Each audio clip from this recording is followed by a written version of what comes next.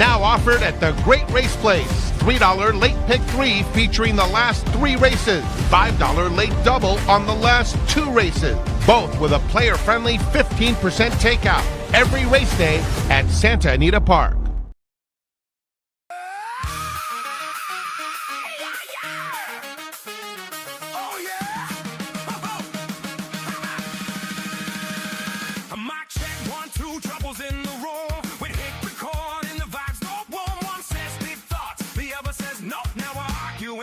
Cats cannon low. We spill the tea, we spill the wine. Have the stories it goes in half a mind. We laugh, we cry, we overshare too long. Podcast never be now. Just double the crutch. Double trouble live. With twice the mess. Double trouble live. No stress, just yes. We got hot takes, bad breaks, and zero seal. Double trouble live. Coming at you for the thrill. Oh yeah, Double Live.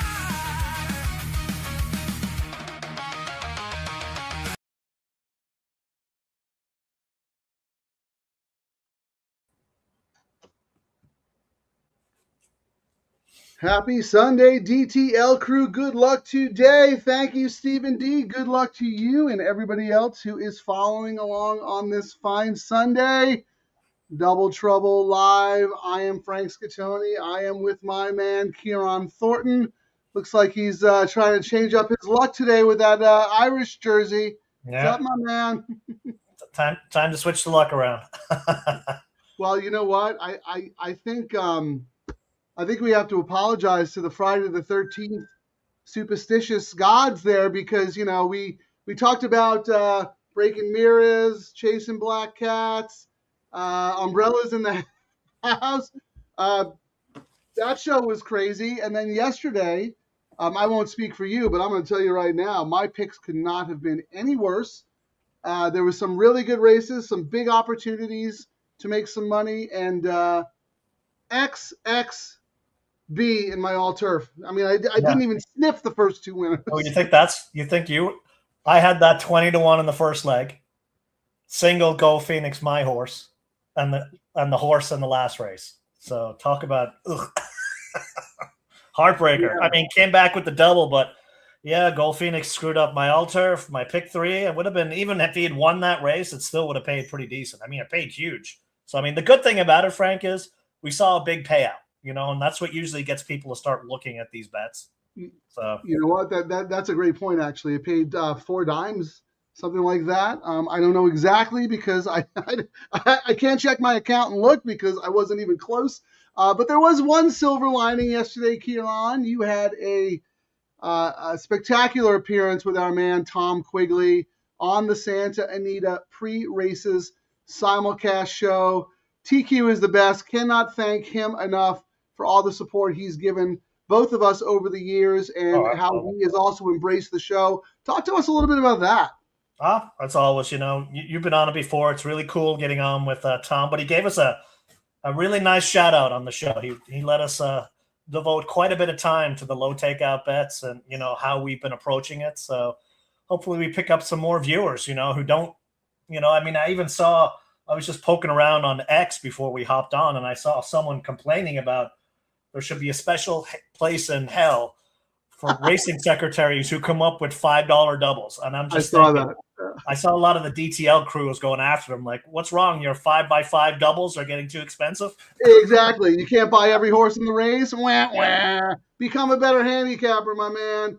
No, it's crazy. Look, there's dollar rolling doubles all day long. I mean, $2. Well, here in California, $2, but all day long. Play those. If you cannot, and again, and I'm not talking about years of elitism and bankrolls and all that stuff, but seriously, if you don't have enough money left at the end of the day to play a $5 double, you should probably reevaluate how you're approaching the races.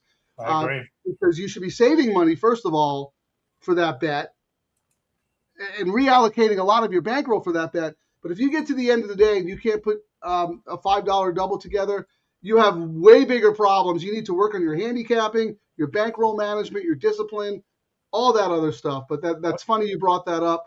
Well, plenty of time to talk about all this stuff after race 5. We got to get started. Start of the $3 all turf pick 3. I don't know about you, Ciaran, but my top pick actually scratched in this race, so I had to revise. But let's start with you first. My top pick, and I debated singling for many reasons, but I ended up throwing a certain jockey in just in case because I didn't want to get knocked out. But I really like the number 10, Rich Reward here. That was my pivot horse. I'll tell you why. Huge jockey upgrade, bullet work, top last race speed, was a top closer, in the last race of all these horses. And, if you look at my all turf, I'm all about the single on that one. And then I kind of came back with another price horse I like in here, Star of Delhi, Tiago for a small stable and a bullet work. And I really was not going to throw in the favorite, hard to be better now. And I put notes in here, but not for this jockey. I put, if Rispoli could not win, this dude has no chance. But that's just me being bitter Ciaran because of my heartbreak yesterday. So I got to try and not do that. Well, I won't let our audience pay attention to that stuff because if you're betting like that, you're going to go broke. But Talk about the 10 for a second. I had originally not used the 10, but then before race 4, I was looking at the double probables and the 10 was taking a ton of sneaky money. So because my top pick, who was the number 9 going nowhere, scratched, I ended up throwing in the 10 on one of my tickets. But I mean, this horse has been running on dirt. I mean, what makes you think this is a turf horse? I mean, Richard's Kid stinks on the turf. DeMoro hopped on, and as we've said I've actually bet this horse a bunch of times. If I don't bet a Paula horse, she's going to knock me out. And I just thought, with the horses that were in here, I was like, you know what? I'm either going to go down in flames or I'm going to look really well with this being my quasi single on one of my tickets. So that's just where I landed. I was like, just let me take a shot. If you can't land on a couple of horses in this race, I mean, it could end up chalking out or just be utter chaos. And I probably won't have the other chaos horse unless I did all. So I just took a stab at one horse. Yeah, I think this is a very, very tough race. The 6 is a 5-2 morning line favorite and the price on the board. But I have that horse. But that horse was not my top pick. I liked someone else. That horse does not have to win. So let me just, up here, I've got a couple of tickets going. My A ticket was originally 9-6, but now it's just 6. But I had a backup with the 137. But based on market signals with your 10, Ciaran, that you mentioned, who I saw was taking money in the double probable, I ended up throwing the 10 in on that B ticket there. So I am 1, 3, 6, 7, 10 to get out of this leg. Ciaran is 10, 8, 6 to get out of this leg. So wait, we have 2 horses that are different. Yeah, you mentioned Star of Delhi, and then no, the 6 is the favorite. So yeah, I mean, I really was not going to put it in, as I said, not just because of my annoyance with Kimura, just I thought if Rispoli could not win on that horse, he kept coming. I mean, it's a really bad race. It is. It's actually such a bad race that I'm using a first time starter going long on turf in the debut. That's number 1, 19th hole. And someone sent me a DM about that horse and said I actually might single that horse because the race is so bad. Yeah, I mean, I looked really strong. I was like, do I just look for a fresh face in a crowd of bad horses? And I was like, I'm just going to go with what I went with and see what happens. But actually, speaking of the doubles, Frank, we should probably just take a look and see what the pays are on everything and see if anyone really got sneaky money. Let's look at the pick 3. Pick 3, it looks like these are the will pays. Will pays, yes. Okay. The 6 is favored at paying $240 on the pick 3. Then it goes to the 3, paying $286. And then it's my 10 at $432, and then it starts jumping up there. Pick 4, we don't really. Pick 5 actually might be interesting. Pick 5, wow, big payouts on this, Frank. If you were able to make it to this, looks like the 6 is paying $3,900 for the pick 5. Second choice is actually, Frank, on the pick 5. Guess who the second choice is? The 10, 64.45. Yeah. And then it's the 3 at 64.80. So Yeah, I mean, kind of reflective of the morning lines and whatnot. I think a lot of people struggled with this race. Mr. Guitar's back. Thank you for joining us, Mr. Guitar. He's 6'10", so he has the same horse as we like. Dictator J wants to know about the 7. I have the 7 on my B ticket, so I do have the 7. And then let's look at Jay real quick. Jay's with us. Can't make heads or tails of the race here. Oh, no, I thought that said all. So he is 6. I'm having a hard time reading the rest of that, but it looks like 6'10" as well. How about going forward, Ciaran? Any clues in the probables going forward? Let's have a look. See here. Let's go. And we'll go. Well, let's just go with the 6. And who do we think? It looks like the 1 will probably end up, even though it's on the inside. Well, actually, who's the favorite in the next? Actually, it's 2. This was a tough race, too, the next race. I don't think this might be one of these sequences, Frank, where we got 2 really difficult races stacked next to each other that we might not get our usual money signals, at least to help us on this leg, I don't think.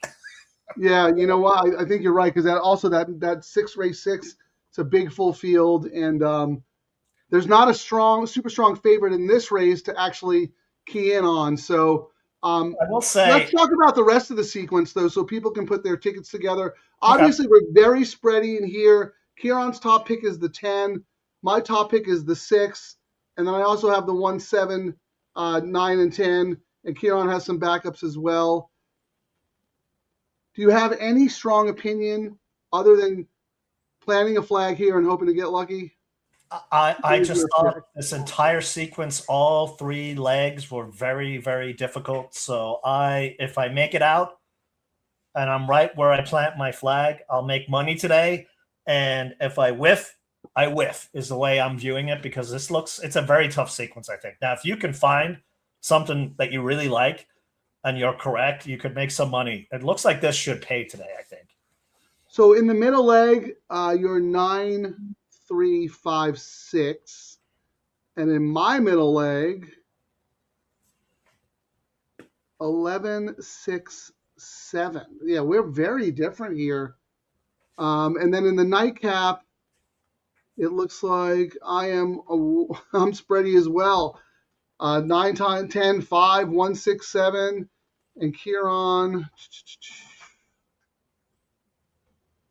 If I was forced in the last leg, I mean, I've got 5 horses on different tickets. Yeah. If you ask me, Ciaran, you have to single a horse on the last leg, I would single the 10, Kokosin.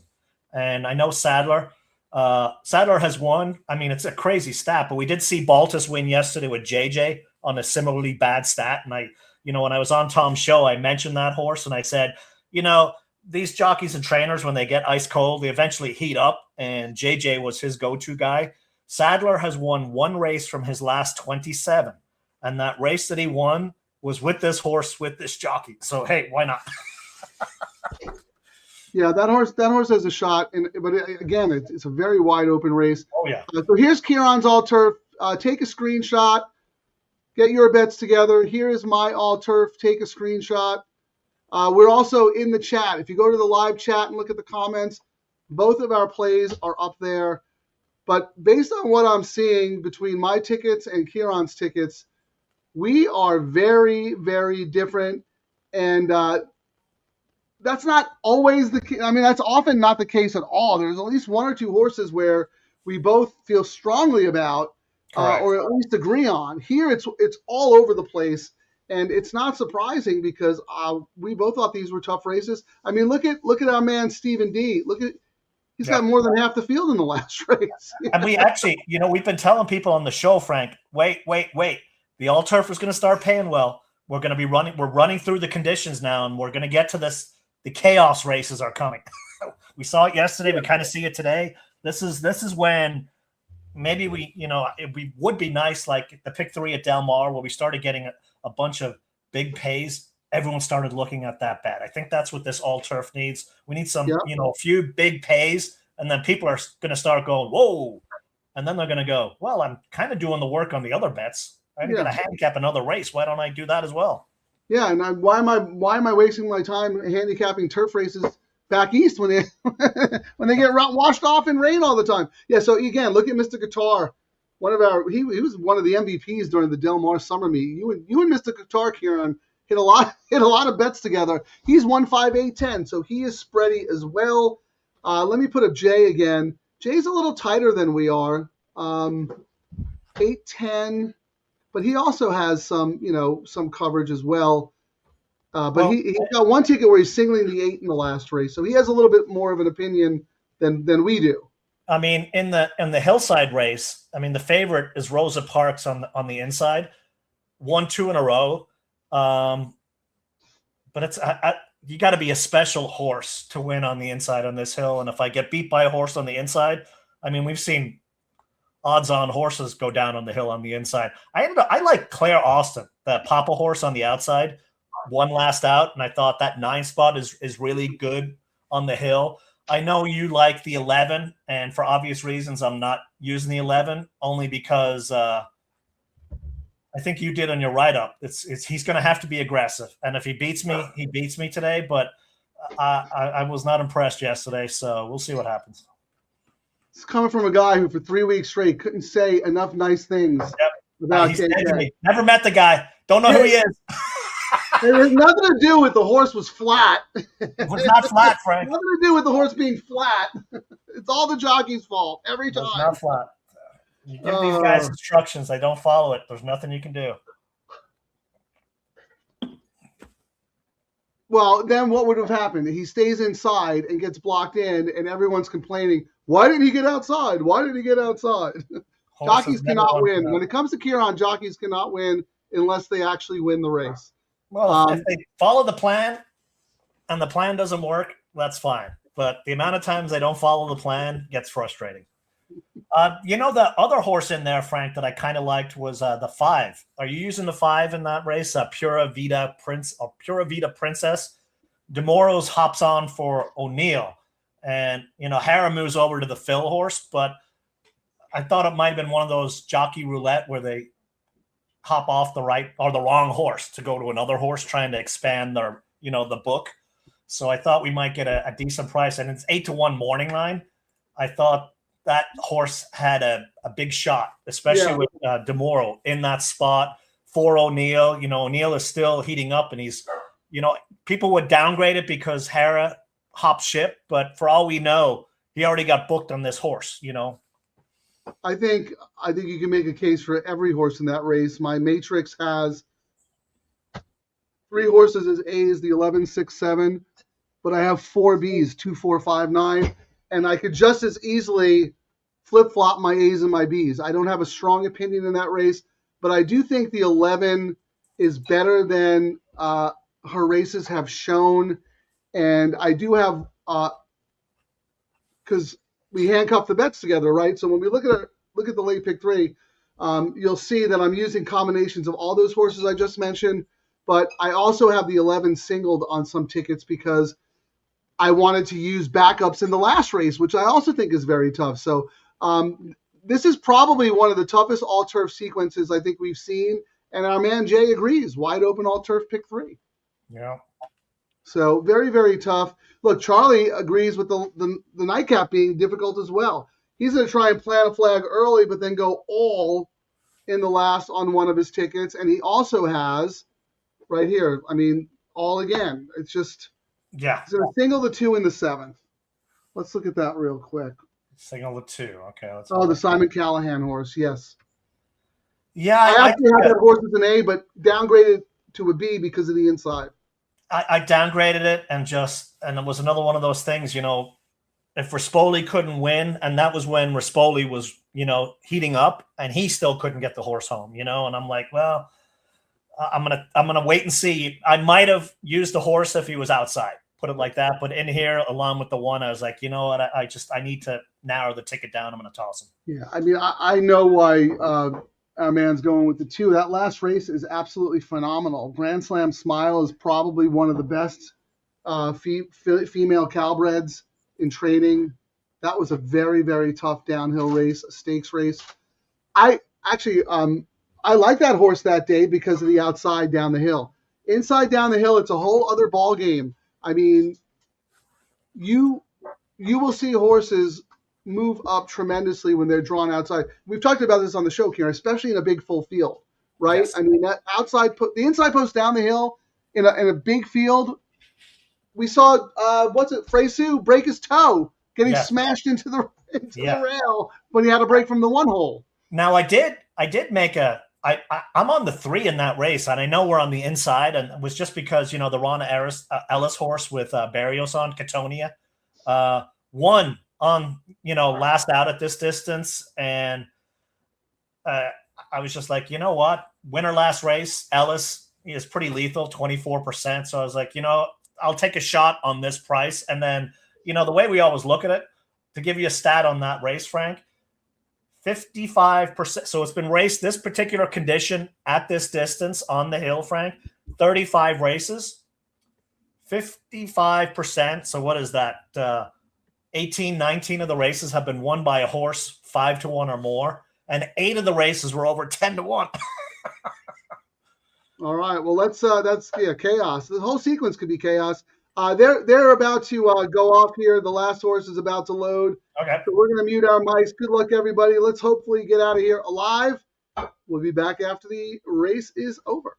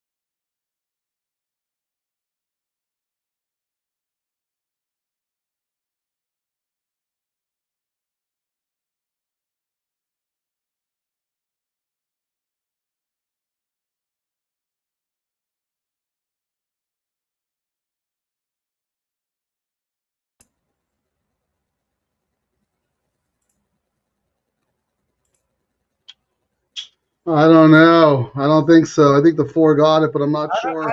I don't know. It's really close on the bob, Frank. It's very, very close. Oh, it's so tight. I think, oh, man. Well, we were right about one thing, Ciaran. That race was impossible. 4 of them on the wire. The first-time starter on the inside. Even 19 hole ran a monster race. My 10, absolutely nothing. It's nothing. Yeah, well, Jay made a comment here. How is the 10 so far behind? Maybe the 10 just didn't like the turf. Not sure.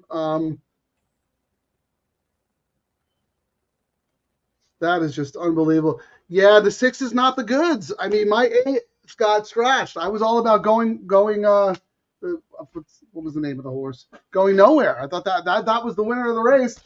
Once that horse scratched, we were in trouble. I mean, I don't know. Did anyone? They're taking a while for this. So. Yeah, I'd be perfectly happy with the dead heat because I can get out of here with the 1, 3, 6, 7, 10. I do not have the 4 at all.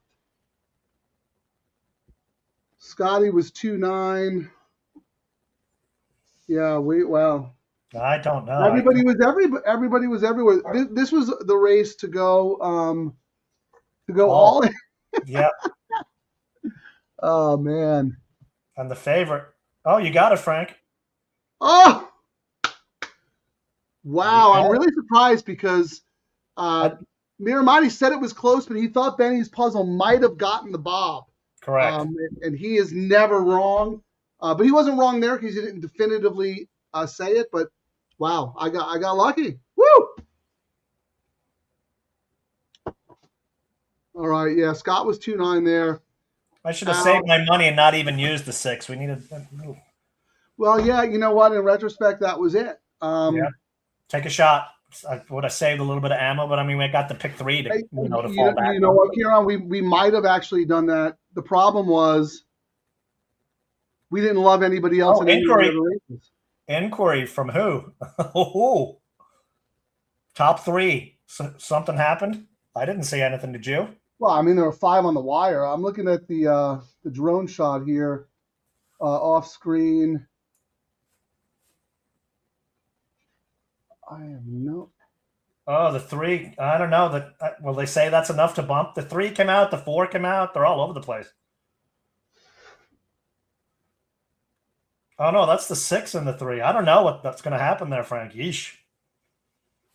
3, 4, 6. It looks like the 3 and the 6 were going at it. Yeah, where the 3's on the inside here, the drone shot, right? So that's the 3 and the 6 in front. Diego's hitting left-handed. 3's drifting out. He corrects the horse there. Now he's hitting left-handed again. Why? There's some bumping. I mean, the 6 does get knocked off stride a little bit. Leave them up. Give the jockey days. That's what I say. No reason to keep hitting the horse left-handed when he's lugging out. That's crazy. I don't know if it's enough though. Any opinions there? I gave up trying to figure out what they're going to say. What'd you say? I said I've given up trying to figure out decisions. Oh, yeah.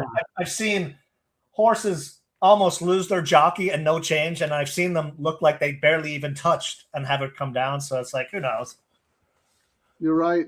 3, yeah. There is bumping going on, and it is the jockey's fault. But is that enough to take the horse down? Maybe. I'm watching the slow-mo replay here. Well, I think the key to this, with 5 horses and a blanket finish on the line, don't be in any hurry to bet any of these horses back, except for maybe the first-time starter. Yes. Because that horse ran excellent, all things considered. I don't know. I don't want to, like Ciaran said, and like Scott said here, you can't even guess what they're going to do. But I wouldn't take the horse down. And I'm not just saying that because I have the horse. I don't think it was enough. Do you have an objective opinion here, Ciaran? Do you think it was a legit foul that the horse should come down? The fact that it was so close and it was a 3-2 favorite, might be what might tip the scales if they do something. But I really don't know. I mean, I've seen them take him down for worse. I've seen them leave him up. No change. So, no change. Yeah. No change. Frank just announced no change. Yeah, that was it took them a few minutes to get a hold of their buddy who had his ticket going. Are you still alive with this one? Okay, we'll leave it. Yeah, they're like, oh, we had the 6 in the trifecta. So what did it come? It came 3, 4, 6, right? Correct. I'm just going to put that up in the chat right now because I know I'm going to get asked a zillion times who won that race. 3, 4, 6, 1 official. 3, 4, 6, 1. Wow. Danny G, what's up, my man? Good chatting with you the other day. Thank you. Oh my God. I'm assuming he was sweating that one. Yeah, I mean, I got lucky. The four was probably the best horse in the race, and that bump may have actually cost the 4. Let's go back and look at that horse, Ciaran, because neither one of us even mentioned it, nor did anyone else in the crew. Yeah, I mean, what you see is what you get. Came running on late like the horse always does, but that's how bad the group was. The horse has tried this a zillion times, and the closest he's gotten is 2 3/4. And maybe might have also been maybe Ricky's starting to heat up again. Might be another thing. So who knows? Yeah, second off the bench. Well, I'll tell you who's heating up. Gutierrez. His horses are firing. I love to see small barns do well here at Santa Anita. And then Leonard Powell. He's having a very good under the radar. Correct. Yes. His horses are firing, huh? Yeah, and then you have that quandary on some of the races where he's got 2 or 3 horses. You're like, man, which one do I? Yeah, I think in the nightcap, right? He's got 3 horses in the nightcap today. Valdoro. All of them usually have a chance, and you're like, there's no signals. You know what I mean? You're like, ah. And that one in particular, because they all look exactly the same. They all won their starter N3L and have struggled against N1X competition. But we'll talk about that race when we get there. I just want to confirm tickets here. Okay, so I tell you, Frank, the news change on X just sucks. It's so hard for people to find the streams now. With that what's going on? Yeah, Chappie had the same problem. I guess you got to click on their stupid live button now. They don't actually stream on the feed anymore. It doesn't show up in the timeline. No, you got to actually click the live button. So same with me. And I generated the whatchamacallit. I actually generated the link, and well, I'm just going to keep blasting it out, reposting, blasting it out. Let me see, what is this? This is our feed here. There we go. I'm watching myself live. This is like the Truman Show or something. I'm just going to retweet this. Copy Santa Anita. I'm going to copy you. Check it at Santa Anita.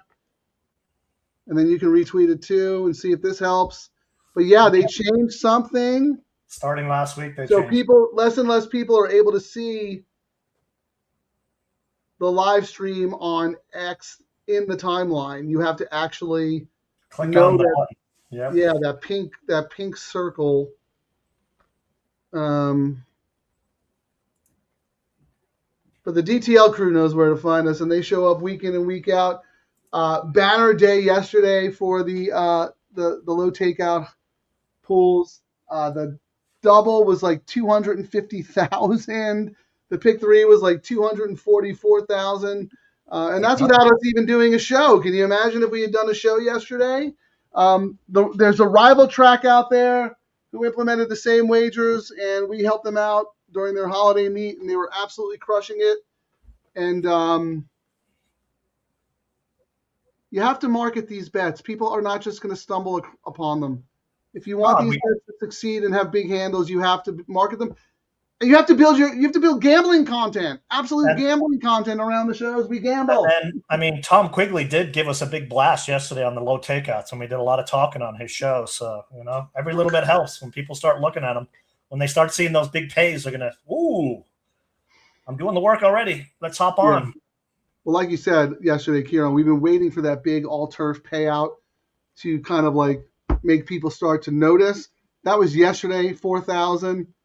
I was awful. I went XXB. You were alive with a 20-1. But unfortunately, you single goal Phoenix, so it didn't work out. Yeah. But you also had the nightcap winner too.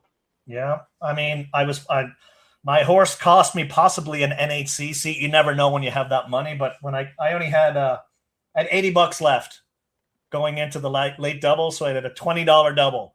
The Kent DeSormo shipper, for Hess. Oh, that was a great call. Into I heard you right. You said it right on Tom's show. You said, I know the races work out the way they work out, but I'm telling you, I've made a lot of money betting Kent DeSormo late in the day over my career. And Pop Paul, that was the Hess horse who was a voided claim, come up a long way off. Absolutely no reason to like that horse. That was a great call. I was singled to video review in that race, who I didn't think couldn't lose. And once that horse stumbled at the start, that was it. I said, now anyone can win. So that was a good call. Yeah, even that $20 double, Frank paid $403, so not too shabby. You know what I mean? That's all of that. People don't realize, when they talk about, favorites even. But if you have if you like a couple of favorites, you can hammer it for $100, and you're turning 3-2 and 6-5 horses into 4-1, and you're turning your nose up at that kind of easy money. I mean, nothing's easy, but you got to look at it a different way. Sometimes you swing for long shots. Sometimes you just take what the races give you and build a bankroll. Or the opposite way. I mean, that person was complaining about the $5 minimum. If you like a 5-1 and a 5-1, you play a $5 double. Where else are you going to be able to spend $5 and walk out with maybe 400?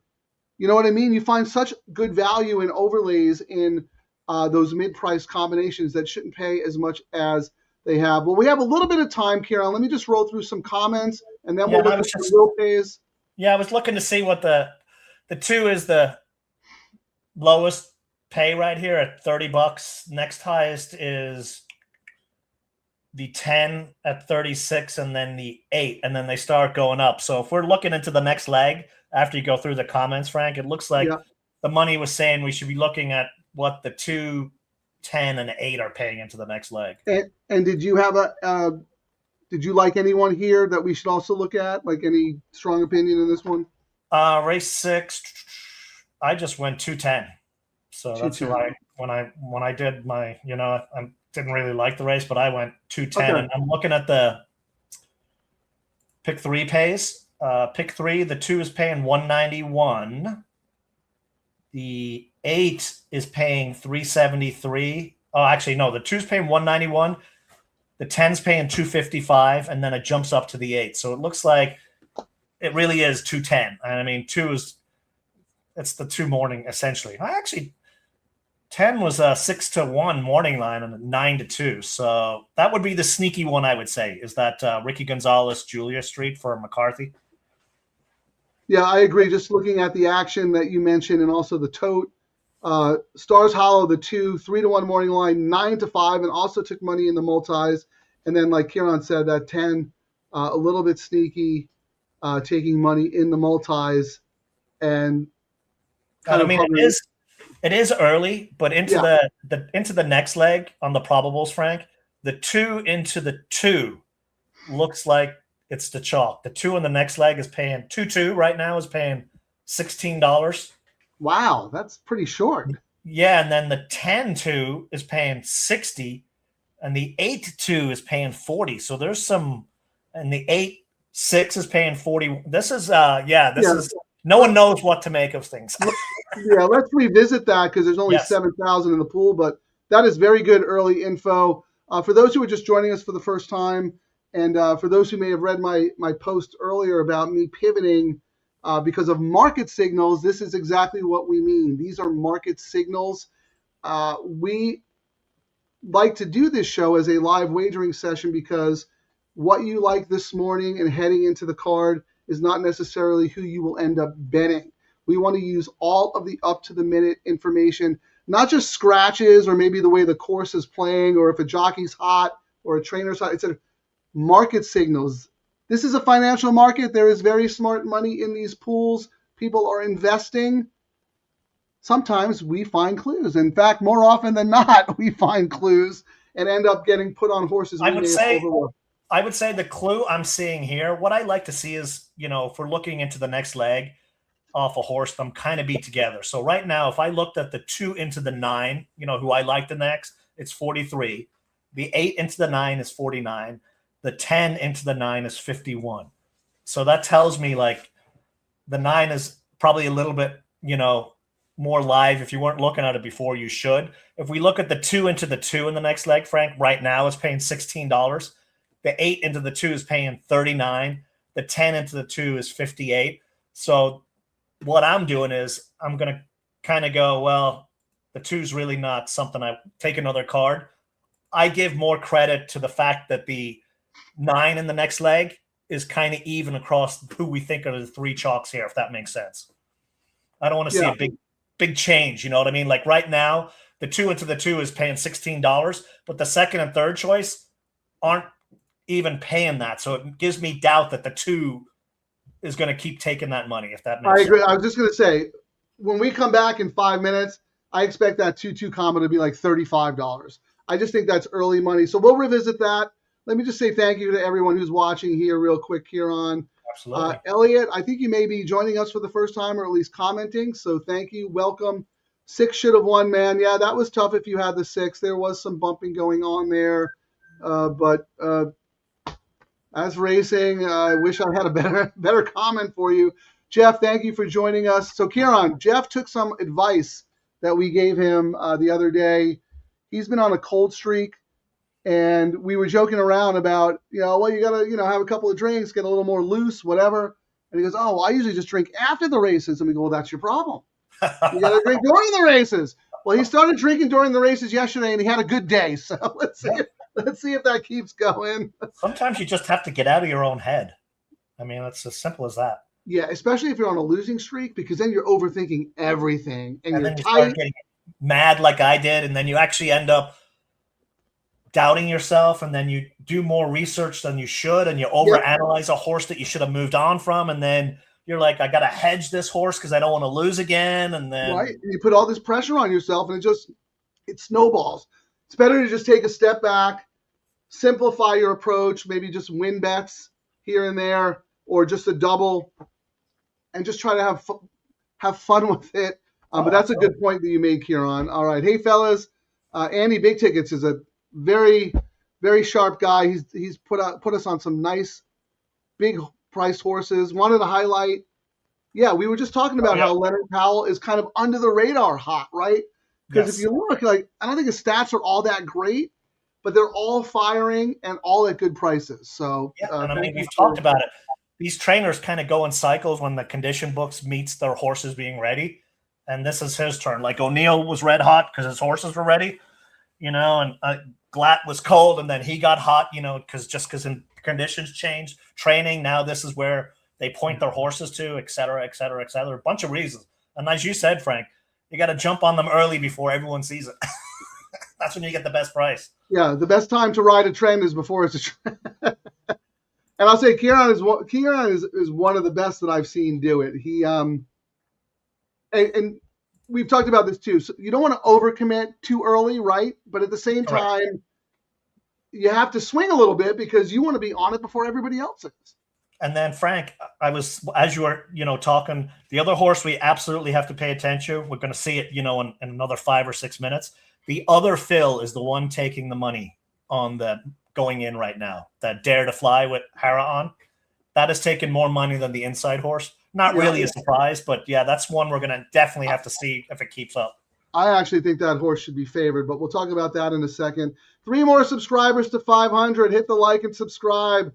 Thank you, Scurvy Tooth. How about this, Ciaran? Fauna Park started yesterday. They're considering adding a $3 pick 3 for their last 3 races. Jay, if you know anybody there, send me an email, scatoniracing@gmail.com.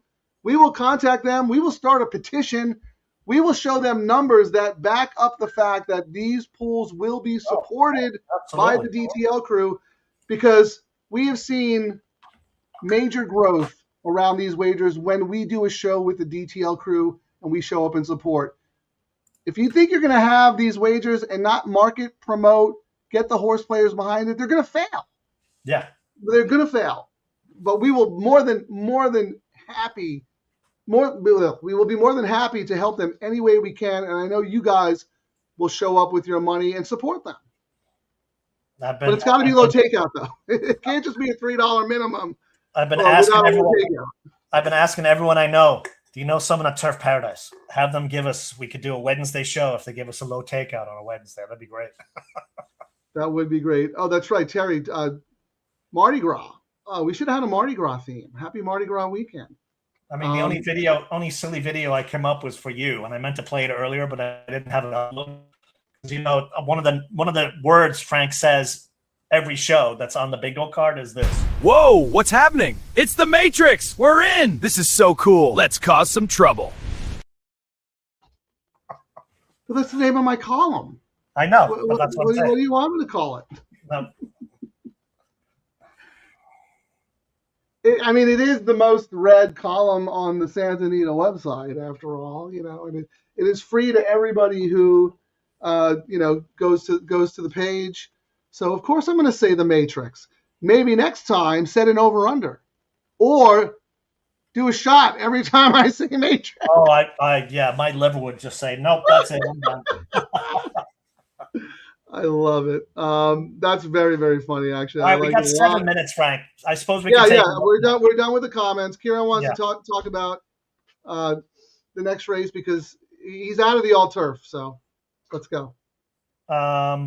It looks like the 1 is pretty cold across the board. The 2-2 is paying $17 still. The 8-2 is paying $42. The 10-2 is paying $56. But we haven't seen much change in the other one. So the 2 into the 9 is paying $44. The 8 into the 9 is $58. The 10 into the 9 is $58. It's the 6 that got the money, Frank. So 2 into the 6, $34. 8 into the 6, $52. 10 into the 6, $46. So the sneaky money seems to be there. Yeah, I'm going to say it's not even sneaky money. It's obvious money because that horse should be favored. And that horse, I have that horse as an A. The problem with that horse is the horse never wins. The horse, and I'm saying this as someone who likes the horse and has the horse as an A in the race. Even my notes were, Phil puts Hera on, but my notes were horse is scared to win and could not win under Rispoli. Yeah. That's the big negative. No, and that's 100% true, Ciaran. But the condition of that race, fillies and mares who've never won other than maiden claiming starter. Yeah, so it's not like it's a bunch of winners in here. And it's interesting that, it goes to the point of the horse being on the inside. The most winning horse, like 2 out of 3 races, is Rosa, but stuck on the rail, doing no. And it's also Freshu stuck on the rail. He can't be happy about that again. Oh, wow. I didn't even think of that being him. He might be a little gun shy, right? Even though you're not. You know what I mean? It's hard not to have that in the back of your mind, especially when you come around that turn. Yeah, he ended up breaking his toe. He was on Ann Rahal, who was a huge favorite in a downhill race. And Ciaran, if you remember, it wasn't even that big of a field. This is a huge field. It was only 5 horses. And that was when we had talked about it, but we used them. We're like, yeah, it's on the inside, but this horse is something special. I think it ended up going off with like 1 to 2 or even money. Yeah.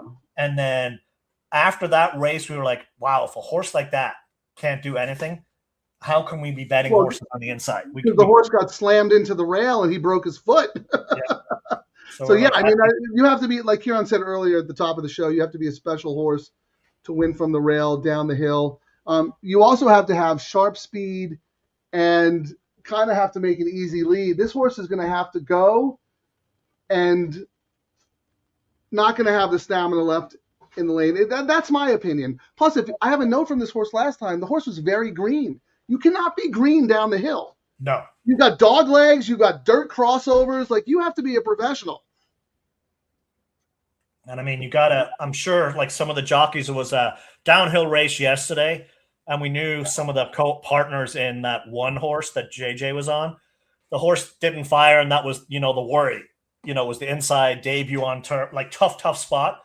But the interesting note I heard is they actually trained the horse in the morning over the crossover. Like they were able to show the horse, so it's not the first time doing it. That's something I wish we could find a way to find that out if they actually do that. So the horse. That's great experience info. Going over the crossover. That is great info right there. That is really good info because this isn't not an easy course to navigate. It is very tricky. That's why we see some horses are specialists at it because, like I said, dog leg, dirt crossover, etc., etc. Ciaran, though, I was trying to find a tweet from yesterday. Someone who saw you on Tom's show talking about reading the conditions, because you just read the conditions for this race, and how some races, the conditions actually are set up to cause chaos. Correct. And sometimes they're not. And I saw someone that. wanted a deeper explanation of that. So do you mind? No. So, like, if you're looking at the conditions, I mean, Frank was the one. I would get lazy over the years, and then every time we do our show, Frank would always say something, read the conditions, read the conditions. So, you absolutely have to know what you're dealing with, because sometimes you will find some nuggets because, they get really ingenious in writing these races, and sometimes a horse shouldn't even be in here, but they make an allowance, a little tweak to the language. But this kind of race here is horses that really haven't won. So these are, they don't win a whole lot, and we've talked about how some of the horses don't win a lot, and that's why we're getting prices. And just to go to this particular race, non-winners, blah, blah, blah. But then when I go down and I give you the race stats too, I probably know before I scroll down to look at the race stats from reading the condition that it's going to be chaos. And this particular race, 35 times it's been done, Frank. Horses 5-1 plus have won 19 of those 35s. And 8 of the horses have been over 10-1. So that's one of those things when you read a condition like this, you'll start to recognize, ooh, this is a race I should look for a price horse in if I can. Yeah, the time you want to read, you want to read the conditions all the time, as Ciaran said, but starter allowance races, very convoluted conditions, sometimes classified allowance races, very convoluted conditions. Handicap races, you want to see who's getting the extra weight. Like, yep. When we did that one race at Franklin, there was a horse in there at 114 pounds, remember? He was 11 like, well, he must be getting a weight break, right? I'm like, yep. no. He was like, well, he must be a terrible horse, right? No. It was the way the race was written. He was getting 114. Everybody else was carrying 120, and they were the same horse. I think that they did have a bug on it, but it was only a 3-week or 3 pound No, weight it was break. not a bug. I promise you, it was not a bug. Then the conditions were, if you didn't win a race before, let's just say December, you got 2 pounds. If you hadn't won a race since October, you got another 2 pounds. And then if you were in for a certain price, you got another 2 pounds, and you got it all up, and there you go. And that was the difference on that horse holding on. I promise you, it was not a bug, boy, because you were shocked when we talked about that on air. You're like, well, I just assumed it was because it was an apprentice, and it was not. And we went back and looked, and it's exactly what you said. 2 pounds here, 3 pounds here, 2 pounds. All of a sudden, you're 8 pounds lighter than the rest of the field, and it played out that way because remember that favorite had dead aim on the horse, but was carrying more weight and couldn't get by. But anyway. I don't know about you, Frank. I only look at weight when we get 6.5 and beyond is where I really routing is where I really like looking at the weight break. Sprints, I'd rather have an experienced jockey than the weight break. And the only trainer who puts a bug boy on a sprint that I would look close at was Miotti, because he's always sneaky. He always seems to know who the up and coming bug is. But aside from that, I just use him on the route races. Way more important, to your point, in route races and also in low-level races where horses are not brave and don't want to pass each other. So if you're in the lead, turning for home, and you're getting a 5-pound weight break in an $8,000 claimer going a mile, trained by Miotti, go right to the window. Yeah. That's also another good point. There are certain trainers who take advantage of that. Miotti is 100% one of them. And he jumps on early. Like if you're wondering, yes, he does. When you see a new bug boy show up, if he hops on for Miotti, that's something you go, I got to watch which horses this dude's getting on, because Miotti knows who's the up and coming over the years. That's been my experience. He's usually the first. He sees the trend before everyone else does with these bugs. I just want to give a quick shout out. Thank you, Long Black Road, for subscribing. The 3 did not get to DQ. The 3 ended up winning that previous race. And then just real quick before we look at the tote again, because they're about to get serious. Yes, Jeff, Frank does. The Matrix is an excellent source. Love the detailed analysis. So if you have Matrix over 5.5, drink. All right, Ciaran, how are we doing here? They're in the gate. Late pick 3 starts after this race. Good luck if you are playing this race. We will be back. 2 minutes. It looks like 2-6, Frank, are the choices in the next, but we'll see. All right. Well, good luck, everyone.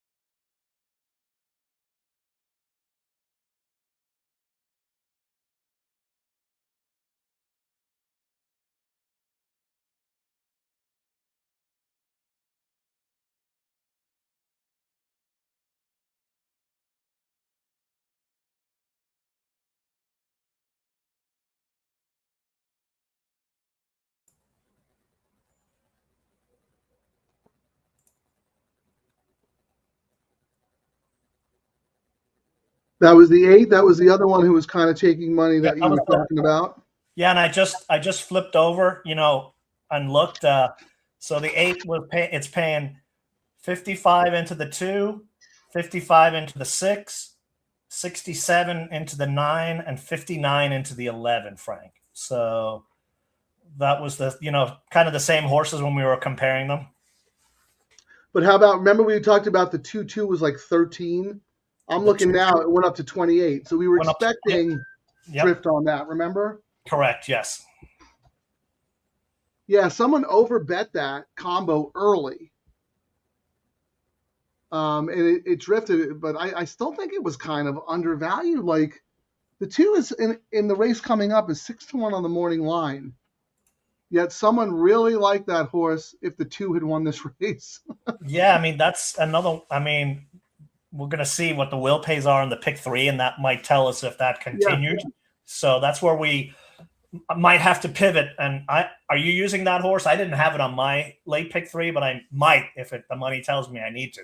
Well, yeah, Ciaran, I originally had that horse as an A, but ended up downgrading the horse to a B because I liked horses just as much who are outside of that horse. And we talked about the inside posts being not great. So in my late pick 3, I do have one ticket that includes that horse and about 7 others. But And if you look at my all turf, I am only alive to the 11 singled in this race coming up. What was interesting about all of this, Frank, is the money went on to the other fill, not the winner, the horse that keeps winning, the one on the inside. It went to the 6, the one that's scared to get its picture taken. Yeah. Well, yeah, I'm not surprised because that's the kind of horse that people are going to gravitate to because A, it's a wide open race, and B, I mean, the horse is always right there. I told you, I have this horse as an A, but this is normally the kind of horse I want to beat because the horse never wins. And we saw that the other day, Ciaran, with the that Baltus horse who was odds on the outside, the 8 horse. Yep. Second. We both ended up on that Lovin' on the Run, the Doug O'Neill claim. Correct. Yes. 6-1 or like amazing price. Because we said, well, that horse ran second like the horse always runs second.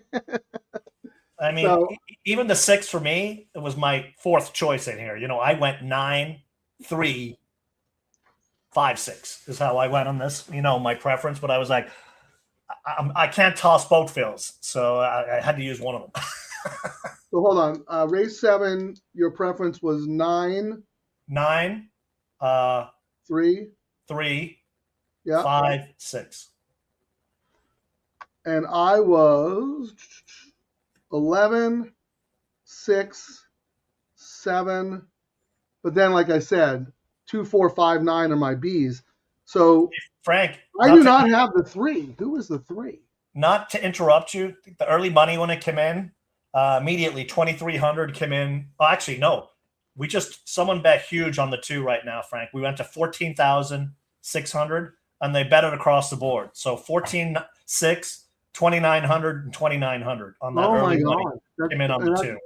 That's the same money who was betting the 2-2 double combo. Yeah, so the double, the will pay on the double right now, Frank, the 2 is 55, the 6 is 55.60, the 9 is 67, and the 11 is 59. But as we always do, the pick 3 is where we usually see the money hanging out.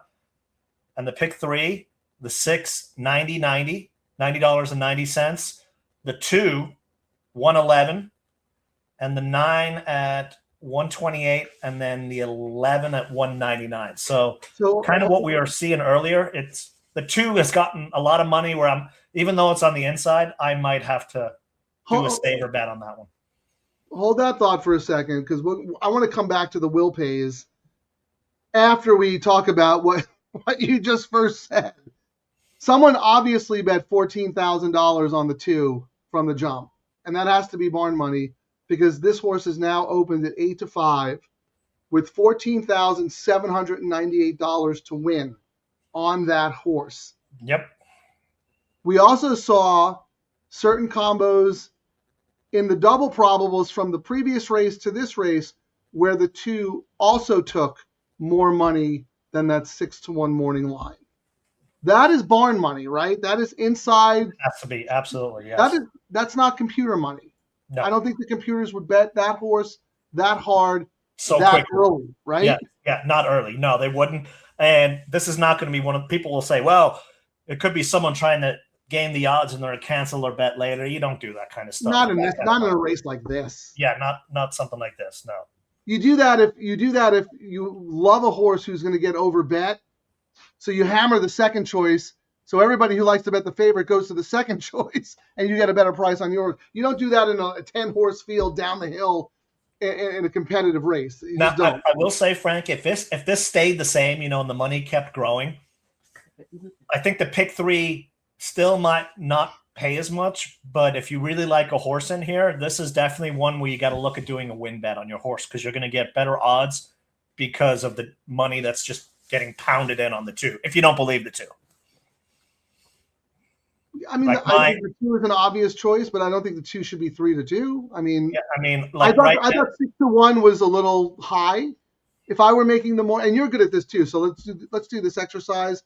My gut feeling on taking another car, the 2, probably 9-2 would have been my line on the horse. I actually thought the price was pretty fair for the horse for the race 6 to like 1. this. Yeah. Yeah. Okay. Fair enough. I thought it was, decent enough. And I mean, I downgraded because it was stuck, in here on the inside. But I mean, if we were at the 2-minute cutoff right now, Frank, I'd be looking at doing a win bet on my 3 and my 5 because I'm getting better odds, especially on my 3. I'm getting 31. It's not going to stay like that. But if it was the last 2 minutes, because if the money keeps flowing in on the 2, my point was, if you really like another horse other than the 2, you should be looking at a win bet because you're going to get paid a little bit more.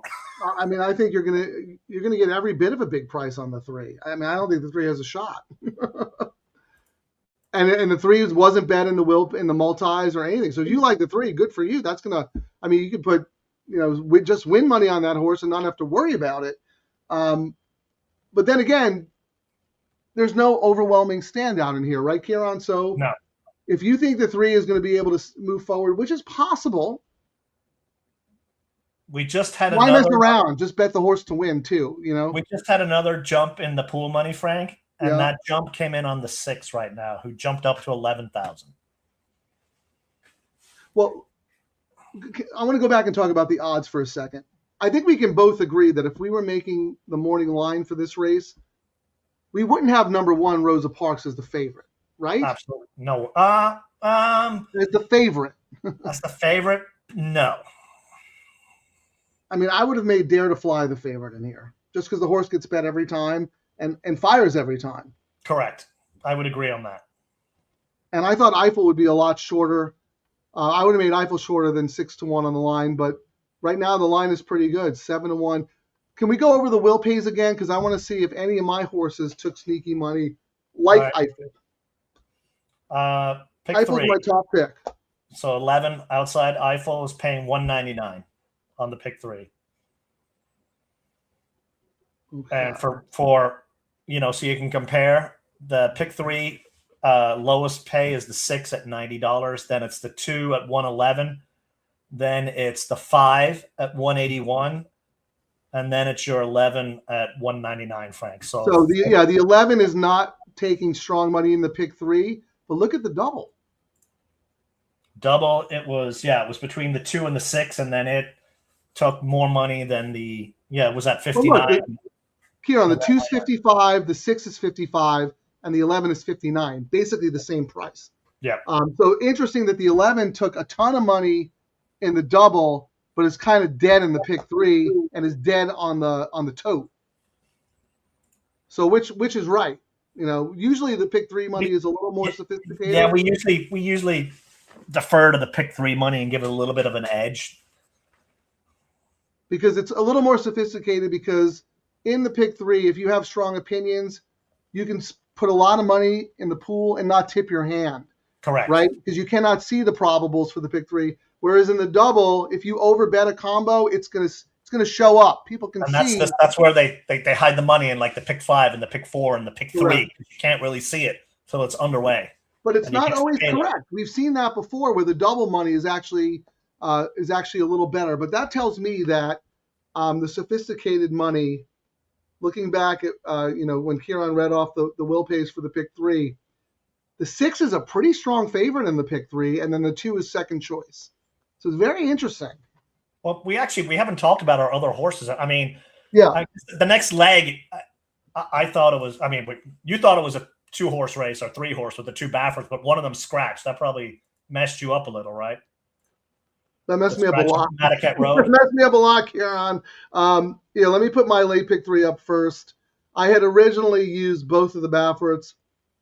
Now I'm just singling the 2.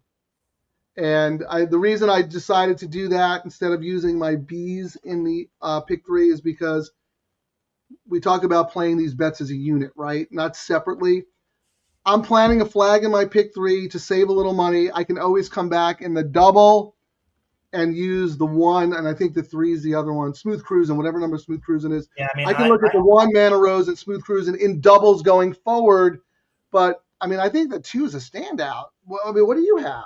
I went, my 4 horses that I have, I did a 9, 3, 5, 6 with a single to the 1. Single Mana Rose, wow. And then I came back with a smaller one where I just did 9, 3, 5 with 1, 2. with Okay, so 10-1. you are using the 2. So I'm using the 2, but you're going to ask me, what are you doing there? Well, I'm using the 2 in a cover bet, but I'm also adding the 1 in again for extra coverage, if that makes sense. And then went tight in the last leg. Yeah.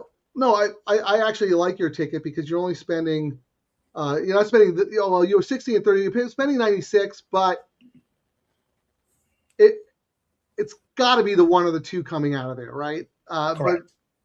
we have options in the double. We can play the double. You can always come back because so your A ticket is 10 in the nightcap, 10, 1, 6, 7, 8, and then you're tighter with the 10 and the 1. So yeah, I mean you can always come back and play doubles. Yeah, 1, 2 with 6, 7, 8, the 3 that you don't have in the pick 3. Yeah, because I mean my double's up there. So my planned doubles, we're going to see what the will pays are, is a $30 double, 1 with the 10-1. Then I was going to come back with a $10 double, 1 with a 6, 7, 8, 10, and then a saver one, $10 double, 2 with 10. But again, some of these combinations may not be worthwhile doing for such little money, or I can do it for $5 because it's paying more. We'll see whenever we get there. Well, here's something that I'm very interested in before we look, and we'll wait a couple of minutes, but we're talking about the Palos Verde, which is race 8. Madaket Road is scratched, so Baffert is left with the 2 Pilot Commander at 9-5 on the morning line, but the morning line favorite is number 1, Man Arose at 8-5.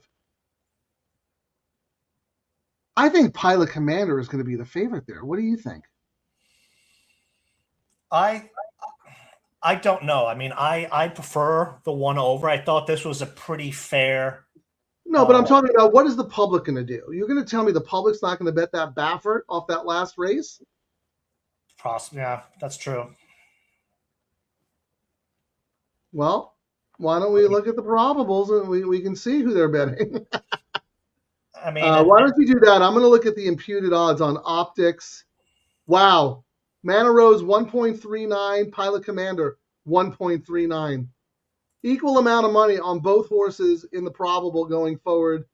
And the in 2 the imputed odds. And the 2 into the 2 and the 2 into the 1, Frank, the double right now, both paying the exact same, $14. And that is the lowest combination. The second lowest combination is the 6 into the 1 at $17 and the 6 into the 2 at $23. So I would say, looking across the board, the 1's going to be favored.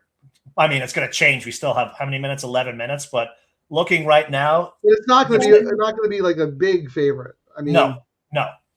Maybe separated by $300.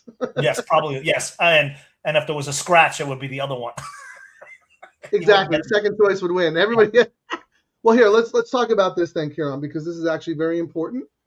And we have 11 minutes, so we have time, but we know that time goes very fast when you're putting your tickets together. We talked about, you talked about maybe pivoting with the 2, and I want to talk about that as well because this horse keeps taking strong money. Strong money in the previous race, in the will pays here, and going forward into the next race, and getting crushed in the like they're betting this horse like the horse can't lose, which is shocking to me. And you do not have that horse to start your pick 3, and I don't think I do either. Let me show my. Oh, that's the wrong one. Hold on. So we have to decide if we want to. Whoops. Here's my late pick 3. Actually, I do have the 2 on my massive spread ticket. So you have to decide if you want to use the 2 or not, because let me put yours back up. I mean, if I do use the 2, I'll end up going 10, 1, 6, 7, 8. So it'd be 5. I would just do $3 double, 2 with 1 with, then it would cost me $15 to get some. You wouldn't do 2 with 1, 2 with 10, 1, 6, 7, 8? Then it's $30, and I don't, if it ends up coming, if it comes 2, 1 or 10 in that last leg, Frank, the pick 3 will probably pay me. I'll owe the track money. No, that 100%, Ciaran. That's why we're talking about this. Like, yeah, you have to decide. I mean, the fact is, this morning the 2 wasn't even on your radar, right? Nope. So, do you want to put how much extra money do you want to spend using the 2? First of all, and second of all, is it even worth it? Depending on what you've already invested. I mean, that's something you have to decide. Yeah, I'm looking here and I'm like, I don't know. That's the thing. I don't know. And the money from that early money that came in, everything's kind of quieting down on the 2 and the 6 franc, since we saw that early rush of money, and money's kind of slowly coming into the other horses. So I don't know. Maybe I just go, you know what? I can't really tell if the pays are going to be worth it, that I just sit out. And if I get knocked out of another pick 3, I get knocked out. I'm going to tell you right now, based on what we're seeing in the double, I don't think the pays are going to be worth it because the horse is taking money everywhere. Right? It'd be different if the horse was hammered in the will pays, paying out here, and in the win pool, but was kind of 6-1 going forward. Then it's worth it, right? Yes. But the horse is the favorite going forward as well. I mean, does anyone have a crazy price in the next leg to beat the 2 chalks? Well, I'll tell you, if there's one horse who can win, I think it's Smooth Cruisin'. If you go back to that horse's debut race, look who finished 3rd in that race. A horse called Journalism. This is a very nice horse, a very fast horse. The only time the horse is yet to come through with a huge breakthrough race in the stakes ranks, but just look at the company this horse has been keeping. Baffert, goal-oriented. Baffert, imagination. Just one in whatchamacallit, Saudi. Citizen Bull. Lovesick Blues. I mean, Nisos. This is like the easiest field this horse has faced since the maiden race. So if someone could win, I think it is the 4, actually. I mean, not a bad. I mean, they've not won. They've made $100,000, but look at all the races they've been in, and the horse cost them $41K. And look at grade 1, grade 2, grade 3. And Ciaran, these are not just grade 1. These are not. These are like the monsters. These are superstars. These Baffert horses are the monsters of the Baffert barn. Nisos, Citizen Bull, imagination, goal-oriented. You also have Journalism in the horses for you. Barnes is another Baffert who's a freak. And then you have that Lovesick Blues race, the Bing Crosby at Del Mar. And that horse just ran 4th in Saudi Arabia. So yeah. Maybe that's the pivot here. Maybe playing the 2 to the 4 to spread. I might actually, not just the 2, but maybe my other A's. So let me see. I might do a little pivot here because I'm alive in the all turf. So I might go 11, 6, 7, 2 with 4 with 9, 10, 5, 1, 2, 3, 4, 5, 6, 12. That's only $36. I am spending 90, but I mean, what is that going to pay if you beat Baffert in the middle leg? Yeah, it'll pay exponentially more. I think my pivot is only going to be, Frank, I'm going to spend $12 and I'm going to use the 2 and I'm just going to use my A's. I'm going to use Mana Rose in the next leg. I'm going to use my 10 in the last leg and just go from that. So I'm just going to do a $12 pick 3, 2, 1, and 10. I don't want to spread around 2 more, even though I think it's going to be chaos in the last race because. Ciaran, I think that's actually really smart because I think that's really smart because if the 2 wins, you're busted, but you could easily cover the 2 for $3 with your top choices in the next 2 races. And then you happen to be right about your next 2 races, you're going to hit. So I think that's smart, actually. And I can, when we get to see what the will pays in, in the probables and whatnot, I can adjust my doubles and see what we do there. Yeah. And I decided I am not going to pivot here because I could probably just bet Smooth Cruisin' to win in the next race. And I can also use Smooth Cruisin' in doubles. Because if I get out of this race and I'm alive, then I have plenty of options. You know what I mean? So let me roll through the comments as they're walking onto the track, and then we'll look at the tote and the money again. Boss of the bosses, my man. Thank you for reaching out on X today. He had some trouble accessing. Wait for it, Ciaran. Wait. The Matrix. So I had to send him a direct link. Thank you for joining the show, my man. No racing tomorrow. Whoa, what's happening? It's the Matrix! We're in! This is so cool. Let's cause some trouble. Don't you have to have us all in like black suits? Isn't that movie, The Matrix? I threw it together real quick, Frank. It's pretty funny. So what does he have here? 2, 5, 9, 11 in race 7 to start off his late pick 3. All right, good luck, my friend. Tippy Central, the man, the coast to coast champion is back. Aaron Gobrak here on. So is that a soccer shirt, rugby shirt, or curling shirt? Or This hurling? is, What is it called? Hurling? No, this is soccer. Did you ever play hurling? A couple of times and quickly stopped after I got my shins. I mean, those no padding, no nothing. You're essentially it's hockey on grass, and you get whooped. You get shillelied to the shins, Yeah. right? Yep, and your hands and everything. Yep, it's the fastest game in the world.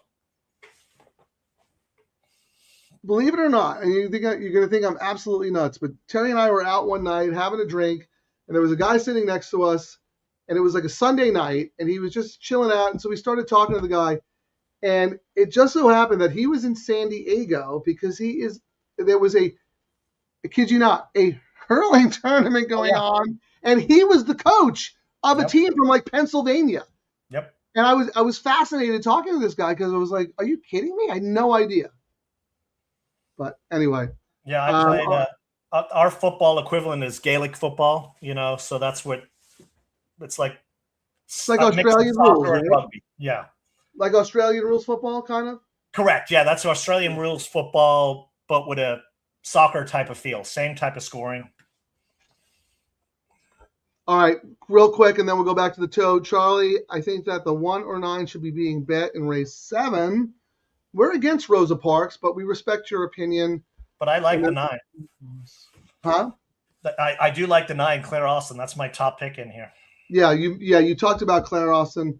I have Claire Austin as a deep B. I think this is a very tough spot. But you mentioned earlier you like that post with tactical speed, and I can't argue with you. Hey, Frank, so on the 2 right now, I would say the 6 has the more, what's the word I'm looking for? The more convinced money is on the 6. They're betting it to win. They're hedging on the 2 a lot.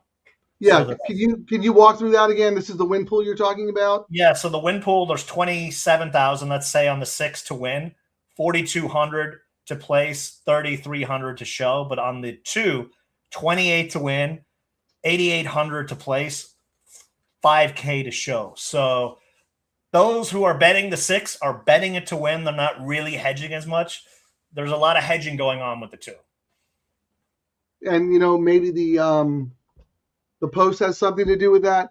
But I would think the opposite, right? Because you and I have both talked about how the 6 likes to run second or third way more than win, right? So I would rather have place money on that horse. That's why, and the fact that that's the fill horse that is getting the money, is interesting, and it's still coming in. I mean, I think at the final jump, we did cut off.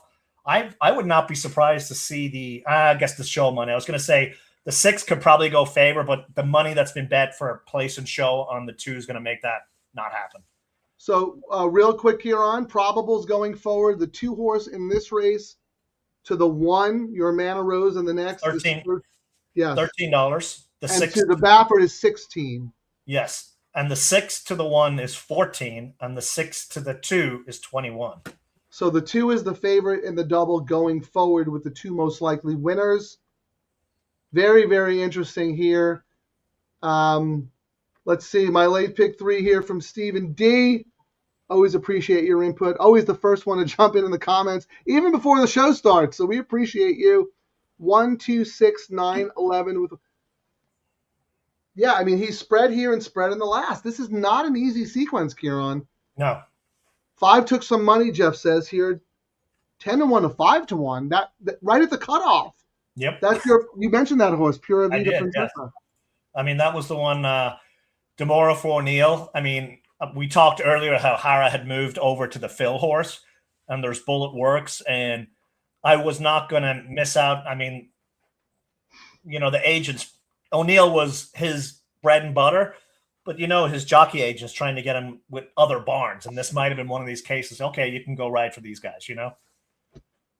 Yeah, I think actually you made that same point on Tom's show yesterday. He got hot with O'Neill, and now his phone's starting to ring. So now he's got to expand his business a little bit. And I'll tell you one thing, Doug O'Neill, he's a great guy.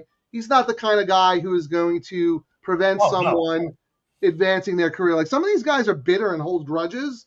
You know what I mean? Like, but Doug's not that kind of guy.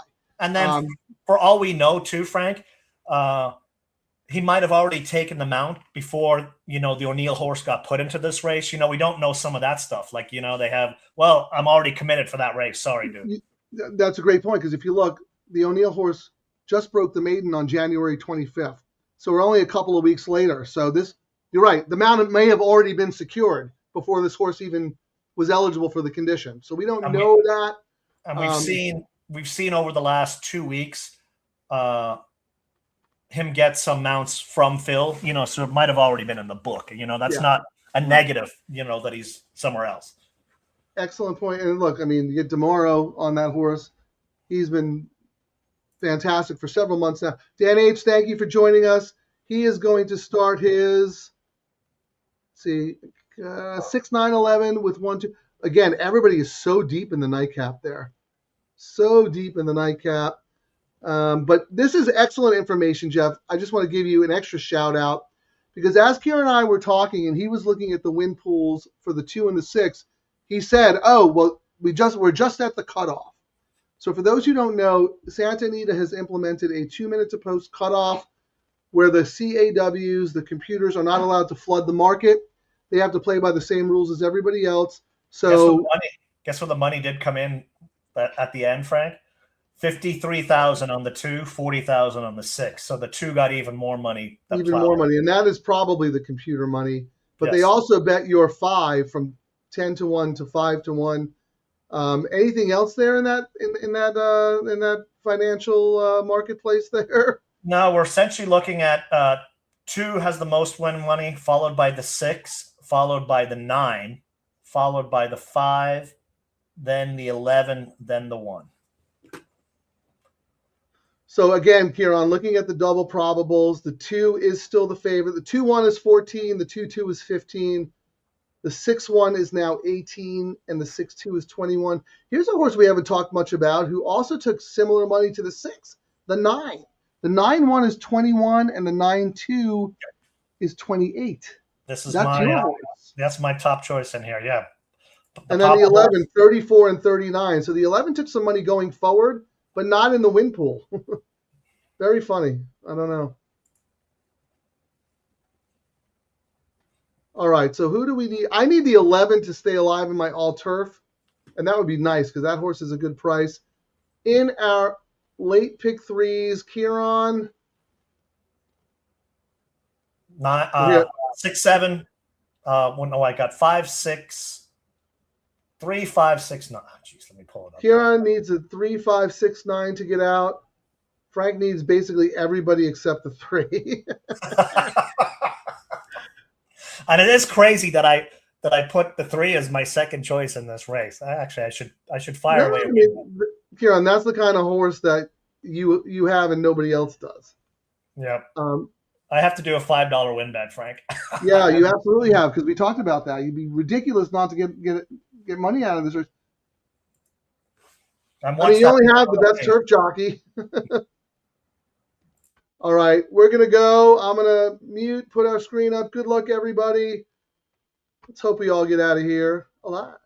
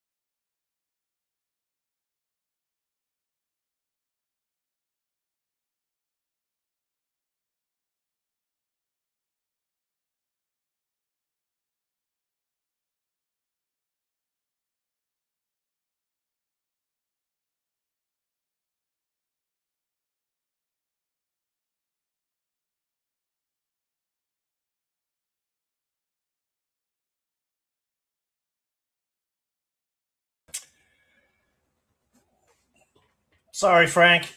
You got a similar ride as I got yesterday.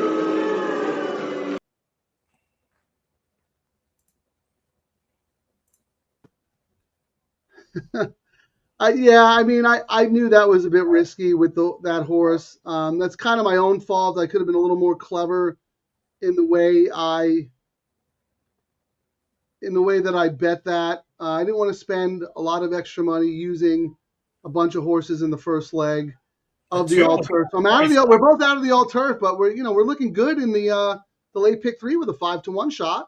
Yes, indeedy, and Demora O'Neill. You know what I mean? We talked a lot about that one as well. So very, very nice. We'll see what the double, the 5 into at the end, Frank.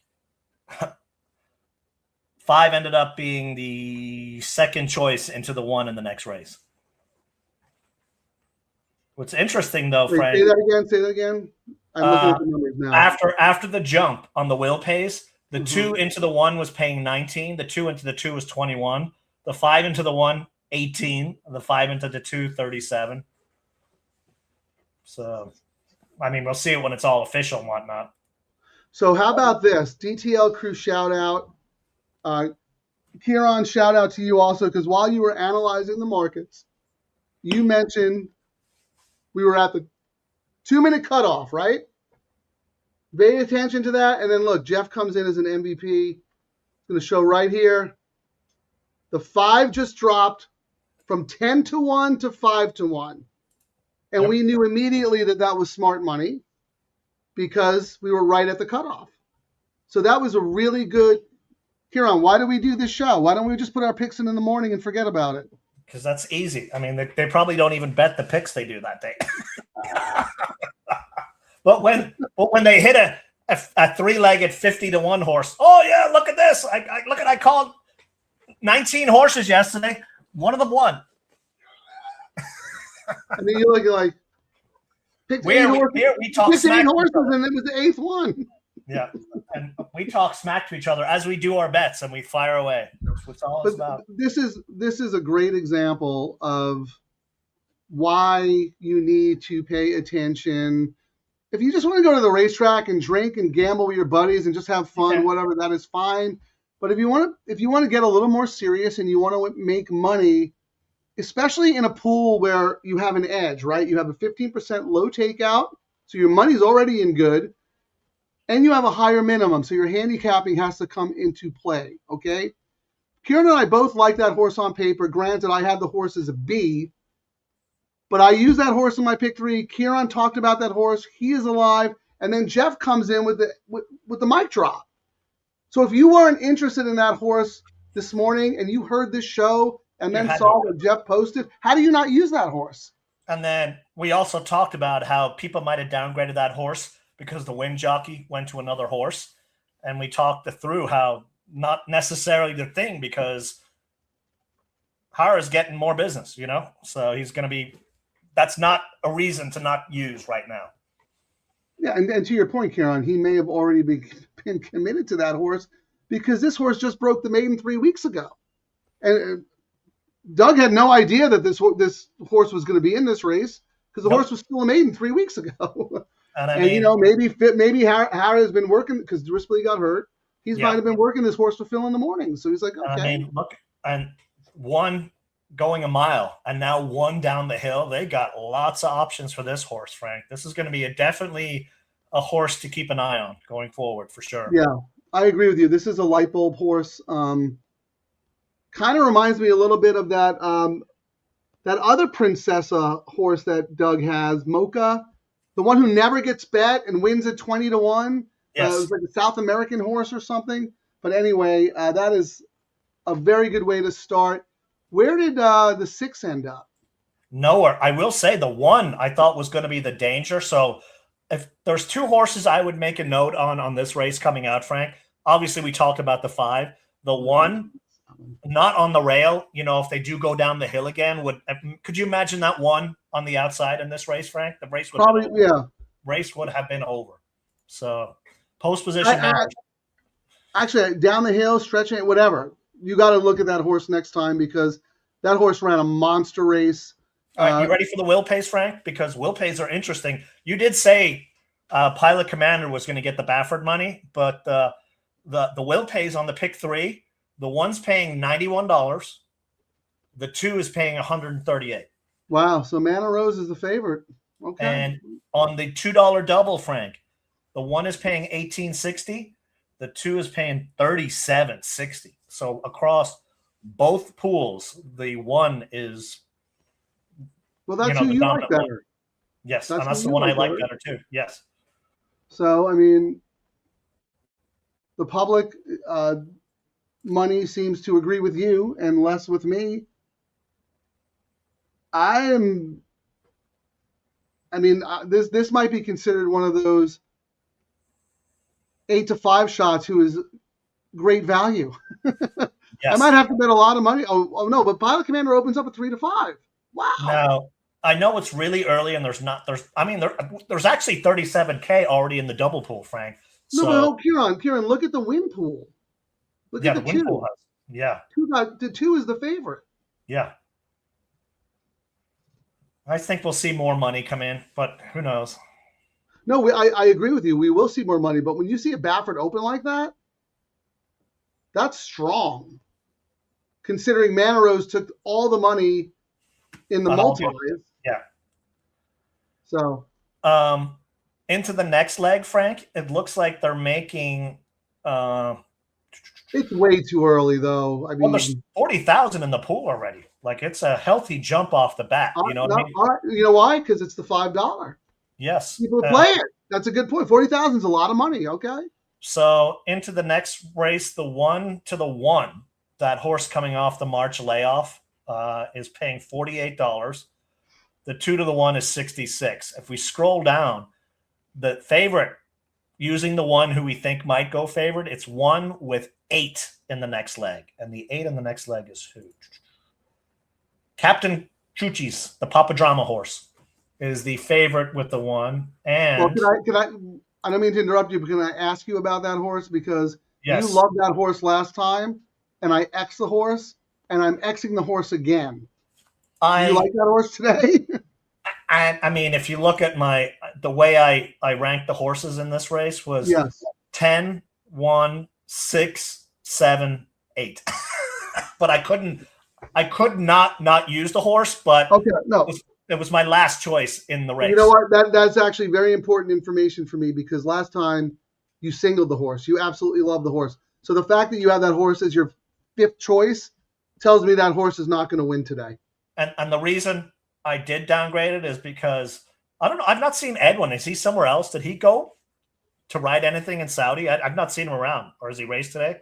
Because I loved him on the horse, and the horse had won so many times, but Giraud is winless for Papa, believe it or not. So I was like, well, I believe it. Has he ever ridden for Papa? 3 times. So he's 0 for 3. I mean, it's not that big of a deal, but the horse had won 4 in a row, so there was no way I was not going to use it. Here's the thing, like that horse is a wire-to-wire type horse. Maldonado is one of the best wire-to-wire, and then you put Giraud up, who is not aggressive at all. So to me, that's like a really weird mismatch on that horse. Now I could be 100% wrong. Also stepping up in class, 3 monster races in a row is 2 monster races in a row as a 6-year-old. If that horse wins again today, like I'm just like. That's why I had to throw it in because I wasn't going to let it beat me, but it was all the way down on on the end of my ticket. You threw the horse in reluctantly, correct. So that tells me a lot because last time I won money on it before. I mean, as I said earlier, if I had to pick a horse to single, on that whole thing, it was the 10 is the one I liked the most. And it was interesting how I said the last time Sadler won on his cold streak that's been going on now for 27 races was this horse with this jockey. Mm-hmm. The 1, how is this one going to be off a March layoff? Who knows, but this trainer, he's had 4 horses, Peterson, small stable. He's had 4 horses so far. A win in 2 seconds. So how do you discount something like that? And this year, across everything, he's winning 24%.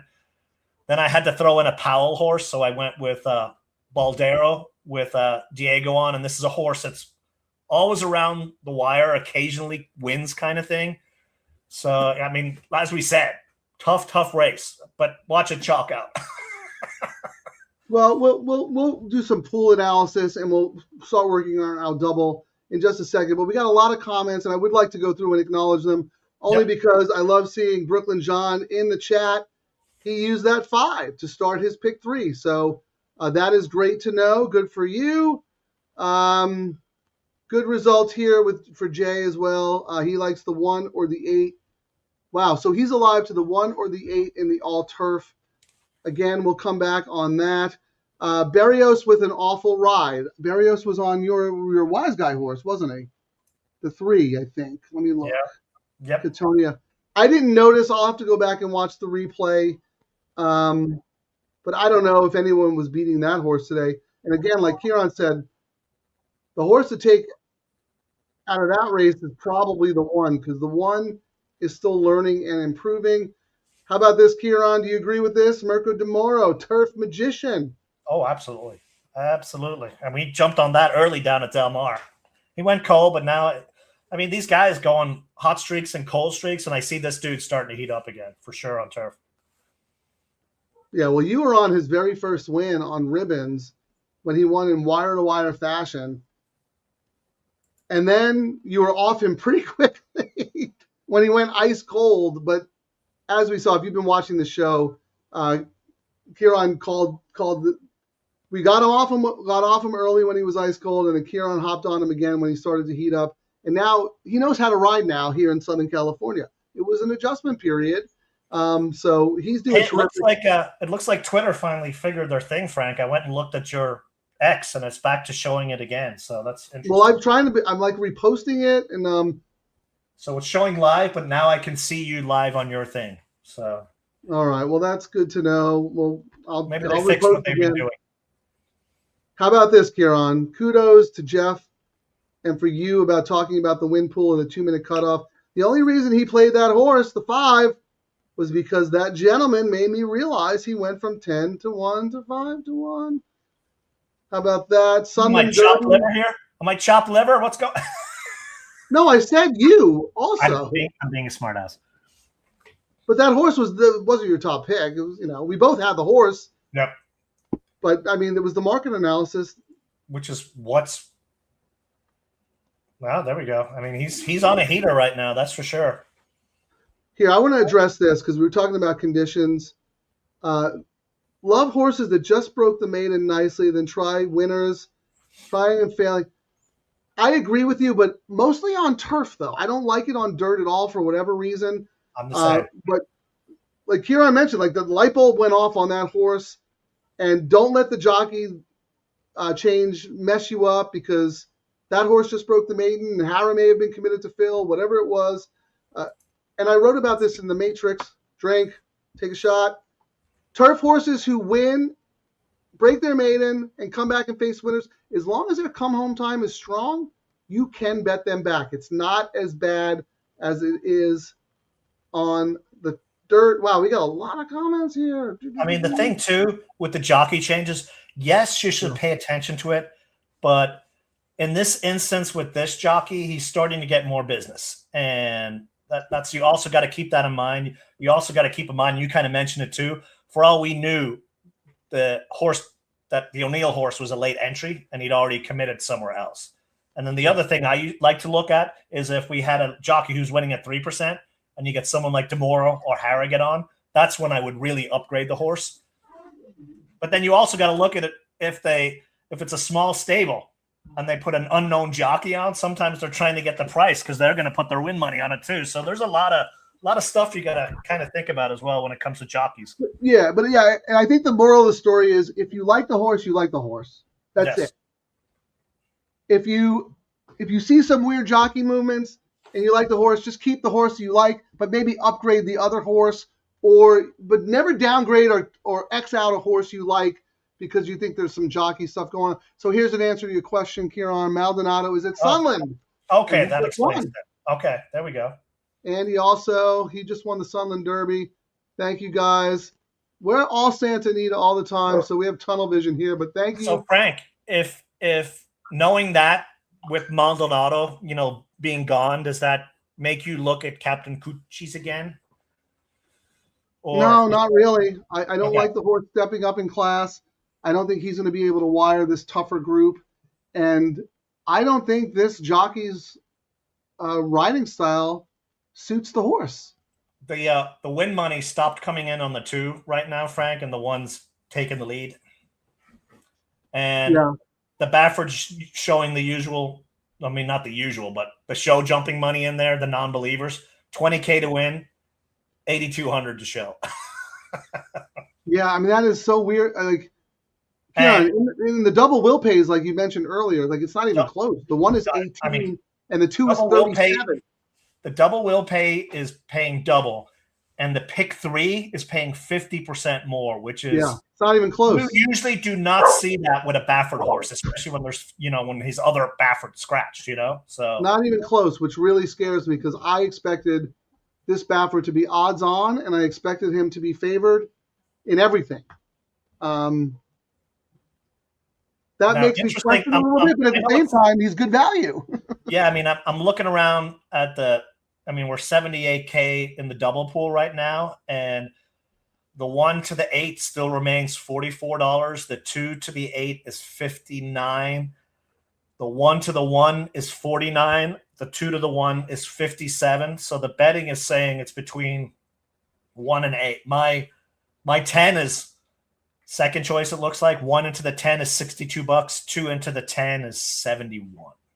So, and then after that, everything takes a jump. Like they're pretty much saying in the next race, Frank, it's between 1, 8, and 10.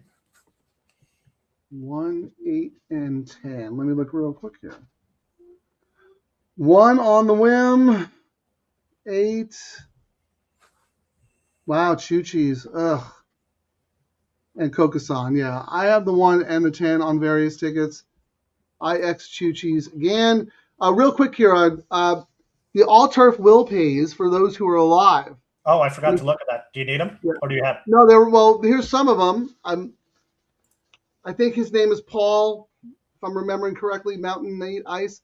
Paul posted that the 1 is paying $431 in the nightcap, the 6 $880, the 7 $1,300, the 8 $390. So I'm assuming he's alive to these. So those are all pretty darn good.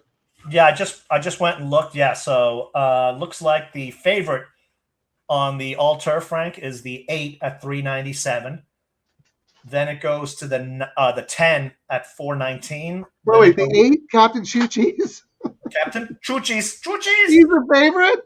He's the favorite, yes. And he's the favorite on the doubles, and he's the favorite on probably, we're going to probably see him be the favorite on the pick 3. Well, speaking of the doubles, Ciaran, we got to put a community ticket together here. Okay. Oh, my God. Now I feel like we're going to have to use Chuchi's. Oh, boy. I'm happy with my pays on my doubles because I was doing a $30 double, 1 into the 10-1, as my lowest pay, and that's 6 times 48 and 6 times 58. I'm going to leave that double as is. I like that one. And my other one is the 1 into the 6, 7, 8, 10, and my 1 into the 6, 7. The 8 is the 8 is the one that's paying the least amount of money for me, and it's only a $10 double. Yeesh. That's the one that's a little surprising to me. Well, let's look at the 1 and the 2 are the most likely winners here. So correct. I'm going to write down 1, 2, and then if we're looking for an upsetter, what is the 4's price? Might just bet the 4 to win, and exact is with those horses over the 4. Yeah. T'Challa. I mean, maybe we'll play the 4 with, if we like the same horse in the nightcap, we can do a little bit of a double. But I'm writing down 1, 2, 4, and in the last race, I'm just going to read off my order of preference, and then you tell me your order of preference, and we'll figure it out. Okay. 9, 10, 5 are my A's, and 1, 6, 7 are my B's. What is your order of preference? My order of preference is 10, 1, 6, 7, 8. All right. Well, 10 definitely, because that's my second and your first. You have the 1 second. I have the 1 fourth. That's funny. Your second, third, and fourth choices are my Bs. You don't have the 9 at all. No. Do you want to look at the 9? Yeah, I'm gonna see who. Amplitude is that? Yeah. Claim. Oh, a Chad Brown horse, Sadler, Hector. Just nothing. I liked the speed figures more on the other horses at prices than that one. Cut. Well, I And think I mean- we have to use the 10 just because it's my second choice and your top choice, right? Correct. Okay, let me write that one down. Now I'm going to pick a horse. I want to use my 9. Now you get to pick a horse. I'm going to say, I'm going to say this is a mile. I'm just claiming. We talked about Leonard Powell earlier, Frank, Yeah. and he's got 2 horses in here that I'm both using, the 6 and 7. But we've talked a lot about DeMoro, and DeMoro for Powell is winning 40%, 70% on the money for a big flat bet profit. So I'm going to say let's use the 7 as my price horse. Okay. Well, no, not as your price horse. Just the horse you want to use As in a the community second level. choice, because we're already using the 10 that I said is my top choice. So I'm gonna go for a price. I'm gonna upgrade the 7. So you're saying we do 1, 2, 4 with 10, 7. Why right? not the 6? Just out of curiosity. 'Cause you have the 6 ranked, you have the 6 ranked above the 7. Yeah, I mean, head 1. I'm gonna give the upgrade on the 7 right now. I mean, this morning I had it that way, but I'm gonna kind of pivot because as I look at this one more, I'm looking at a big mild rally.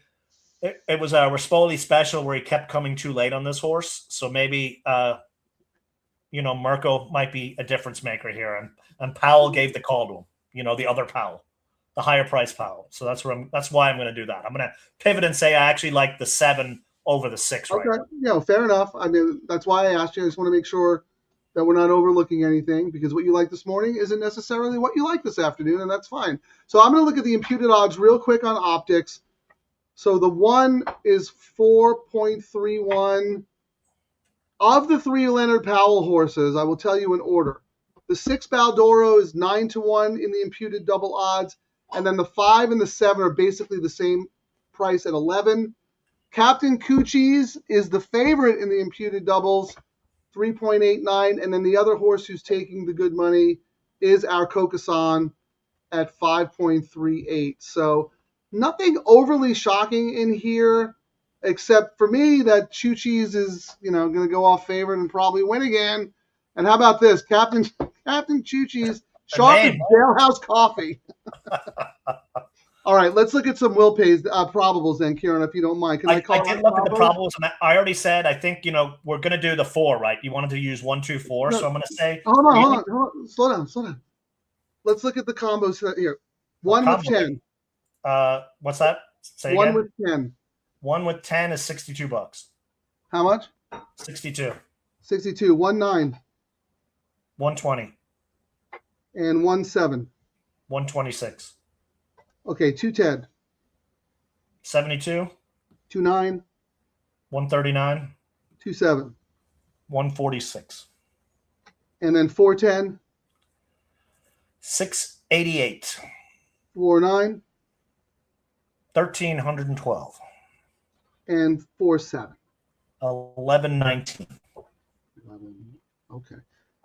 Okay, now what were you saying? Did I miss anything? I was saying we could get away because the picks are so good doing a $5 double, the 4 with the 10, 7, 9, and it costs us $15. Correct, yes. And then if we did $10 with the 1 into the 10, we get 122. The 1 into the 9, we'd get 226. The 1 into the 7, we'd get 250. Maybe we don't even need to do I don't know, if we do $10 on both of that's just another $60. You want to spend that money, Frank? What do you think? Well, we're spending $60 and our lowest is what, 120 you said? Yes.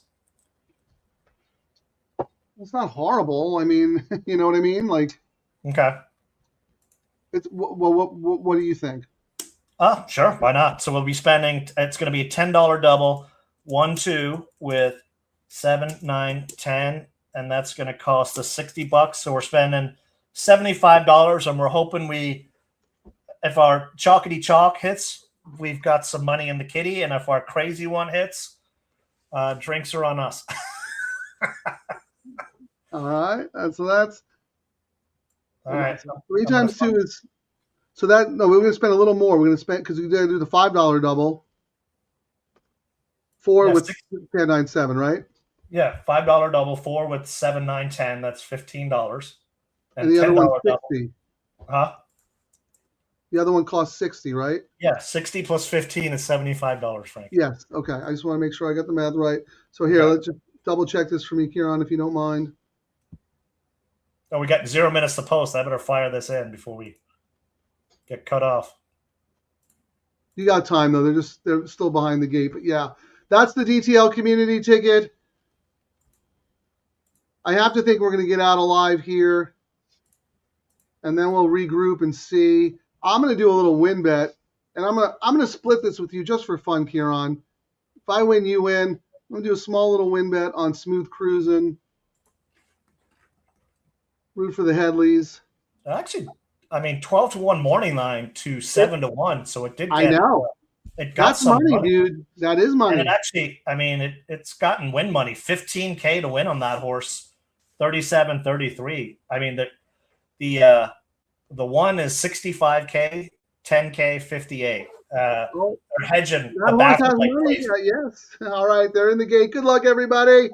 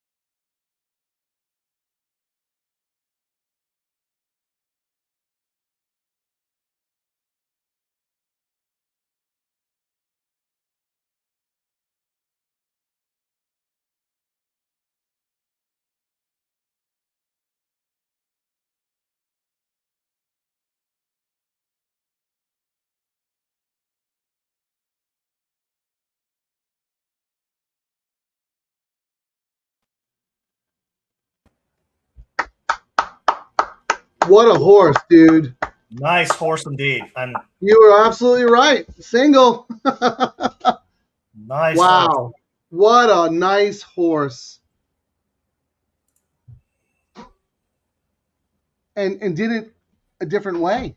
Yes. And if you're like, you hear us talk a lot of times about taking notes and whatnot, and whatever site you use, you can usually put notes in, but that's something you like seeing. Like it wins a race a different way. You always want to see that because then you never know where the post is going to draw going forward. So you like to see a horse that has versatility. That's great. For a speed horse at the rail to do what that horse did, taking the kickback, Yep. boxed in, you got a Baffert potential monster in front. That is so impressive. That was a great race. That is a horse to watch for sure. Not if you weren't already. I was, but you know what I mean? Oh yeah. I know this horse is definitely. But now finally steps out of the Calbred ranks, right? Yes. And that's when you're always worried. Will they still be the real deal when they step out? Yeah, this horse is. And look, this horse. I mean, the horse is one down the hill. Horse is 1 at 7 furlongs. now beats Open Company. A Baffert horse. It's a nice Baffert horse. Really nice Baffert horse. Crushed that horse. I'll tell you who ran really well. The 5. Yep, the 5 ran very, very well. I was actually, I saw that horse and I was like, oh, please, Mana Rose, be what I think. No, turning for home, I said to Terry, because this is Run Fast Racing. So this is talent agent Adam Kluger and some of his clients like Little Yachty and Little Wayne own part of Run Fast Racing. So I was like, oh my God, Run Fast Racing, they're going to win the stakes race. She goes, really? She goes, did you bet him? I go, no, I asked the horse. And then Mana Rose leveled out, and I was like, oh, no, he's not going to win. Yeah. But for a second, he looked like he was going to win. Yep. Unbelievable. Who owns Mana Rose? Good for these connections. All right. We're official. We can see where all the money went, Frank. Let's start where we usually do on the pick 3 to see if we were correct. So the pick 3, Frank, the favorite on the pick 3 is the 8 at $124. The second choice is the 10 at 138, and then the 1 at 156. What about Chuchi's? Where's Chuchi's? Chuchi's is 8. That's the favorite, 124. Okay. Oh, I thought you said the 1 was the favorite. Sorry. No, one's third choice. It's 8, 10, 1 in order. And how much separation? We got $14 between the 8 and the 10, Okay. and then another $16 to the 1.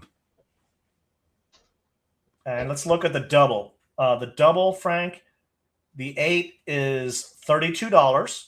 The 10 is $42.50. The 1 is $58, and then it starts going up. Well, actually, yeah. I mean, the other 2 sneaky horses that took money on the double, Frank, were the 6 and the 7 at $121.50 and $122.50. All right. Well, we're gonna have to figure out what you're probably. I think you're alive in the late pick 3 and the double. You're alive in a lot of stuff. So is the DTL crew. I have to check because I know I use Mana Rose like as a B, but let me just say this though, because I was talking about the owner. So thank you, Brian, for joining us and saying that Bruce Zeitz, a nice old gentleman. Zoe Cadman interviewed him before the race. That's awesome. Zoe does such good work there. That is a cool horse, man. Like, he's like the next chosen Vron. He's a Calbred who just shows up every time and absolutely crushes it. So we're both out of the all turf, right? Correct. Okay. What sucks So is let me put up your pick 3 okay. first, just so we can confirm. I've actually got it twice, so I had the perfect scenario happen. Well, that's what I'm saying. Yeah, because you had your single. That's why I want to write it. I want to write down the combos and stuff. All right. Do you have the will pays for the pick 3? Yep. So 1, 6, 7, 8, 10. Okay. So in the just give me the $3 pay, and then we'll times it by 2 after. Okay. So what is the 1 pay in the $3 pick 3? 156. So 156 times 2, 6. 6 is paying 485. Nice. 485 times 2, 7. 422. These are good. Times 2, 8. 124. That horse is not winning, so that's the worst payout. Beat it. In the 10? 138. Okay, times 2. All right. Awesome. Good for you, Ciaran. Well, then I also, my other backup. I know. Dude, I know. Calm down. This is your moment. Let me shine the spotlight Not on the moment until 35 minutes from now, because I've had this moment where I went, where I've been, this is what I've been. No, your picks have been really good. I mean, like, you've been better than me. I mean, I hit the all turf the other day, but my picks have been ice cold. I thought the 2 was a cinch. Mana Rose, your single crushed. So now we're going to go to your double. Just tell me what the $5 minimum pays. So you have 10-1 and then 6, 7, 8. Okay. So all the same numbers. 1, 10, 1. Yeah. So what is the double? $5 double to the 1. 58. 58 times. and you have it 6 times, right? Correct. So 58 times 6. Okay, 6. I just flipped away. Double to the 6 is paying 121. 121, and you have that one twice, right? Correct. Okay, 7. 122. 122 times 2, 8. $32. 32 times 2, and the 10. $42.50. 42 times 2. Actually, the 10 I have 6 times as well, Frank. Oh, that's right. You're right. I'm sorry. Yeah. And before we shine the spotlight entirely on you, the DTL crew is alive too. Hold on. 1097. Oh, that's interesting. My 9 is in there, so I could actually end up being the hero. All right, so 17. The double to the 7 is 122 times 2. All right, what does the 9 pay? The double 156. times 2, and then the 10, who we both also like, times 42. 42 times 2. All right. Well, obviously, I mean, I'll look like a hero for 9 wins, but I don't want to root for the 9. I want to root for your best result. We spent $75 and we'll walk away with an 11% profit. When you leave the track with a profit, that's a good day at the track. And that's why the 15% takeout comes in so handy, because that's the difference between a winning day and a losing day. Yep. All right, Ciaran. So your best result, well, we'd have to do the math because you have some combos 6 times, but I'm going to assume the 6 or the 7 would be best for you. Yes. But, dude, congratulations. You played this very well. I just to be alive to all this? Yeah, and I mean, that's us like structuring the tickets the way we want. And we were like, this is tough, you know. Plant a couple of flags, and when you plant a couple of flags, so, you know, if they come to fruition, yeehaw, you know. So if you don't mind, I'm going to put you on the spot a little bit because we talk about how handcuffing the bets and how we like to use one wager to inform how we're going to play the next couple. So I'm going to put up your all turf.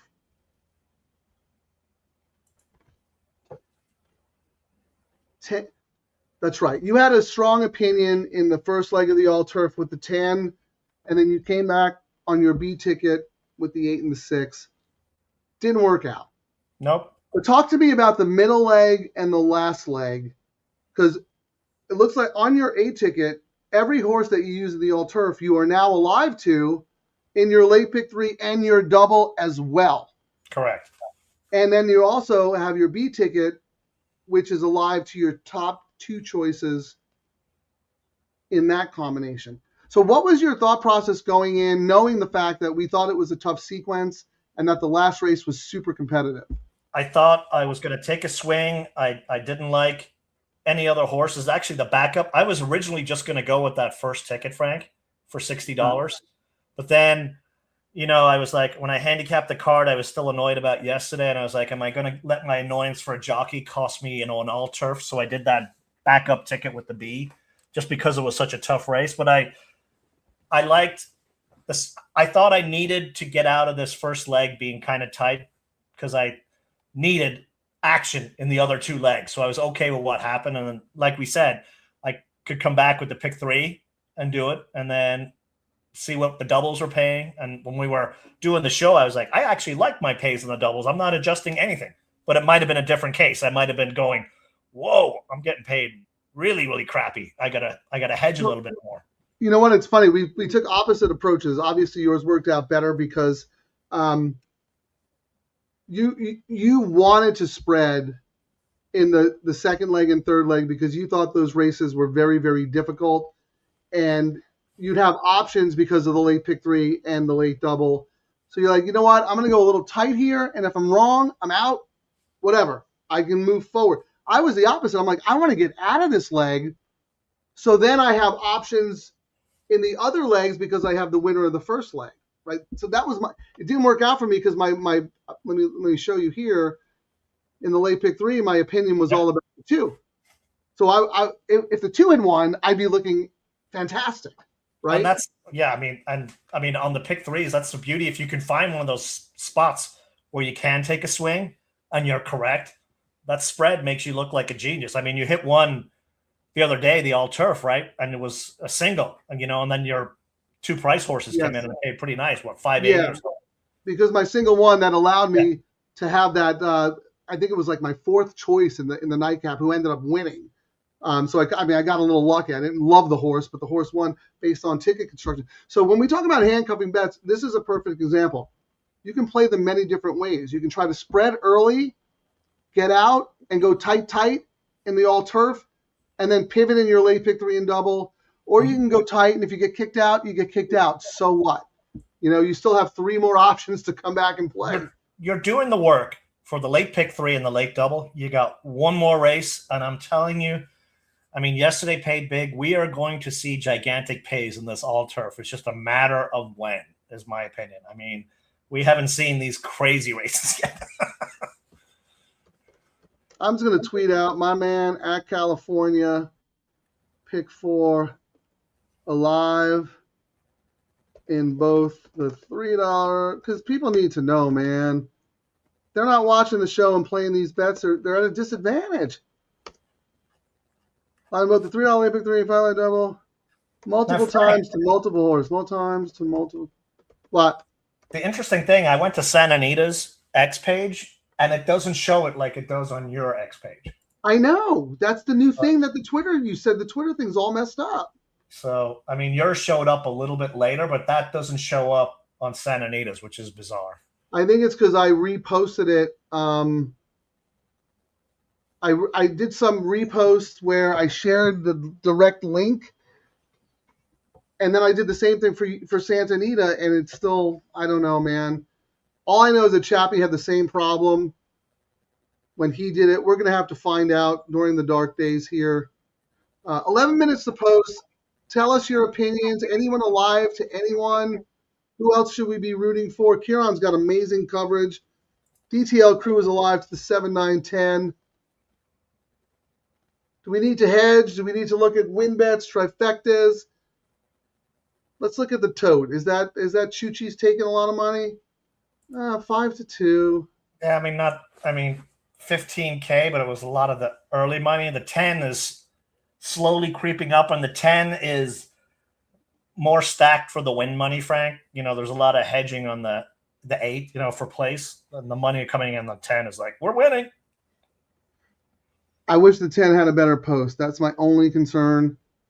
Same with the 9. The 9 and the 10 both drawn outside, not the greatest. But you got a jockey who is riding very, very well of late. Ayusu. And he was someone who was, when he was cold, I was kind of off him. I do not toss him to the curb anymore. I mean, his win stats haven't added up yet, but he's good, though. He's starting to get, we talked kind of the same thing with Kyle Frey. It's not showing up in the win stats, but with the horses he's on, he's giving them a chance to win. You know what I mean? And when they get good horses, they're going to start winning out of all of a sudden. And those are guys you might get a price before everyone else hops on the bandwagon. When I was doing the Golden Gate Hour stuff for Santa Anita,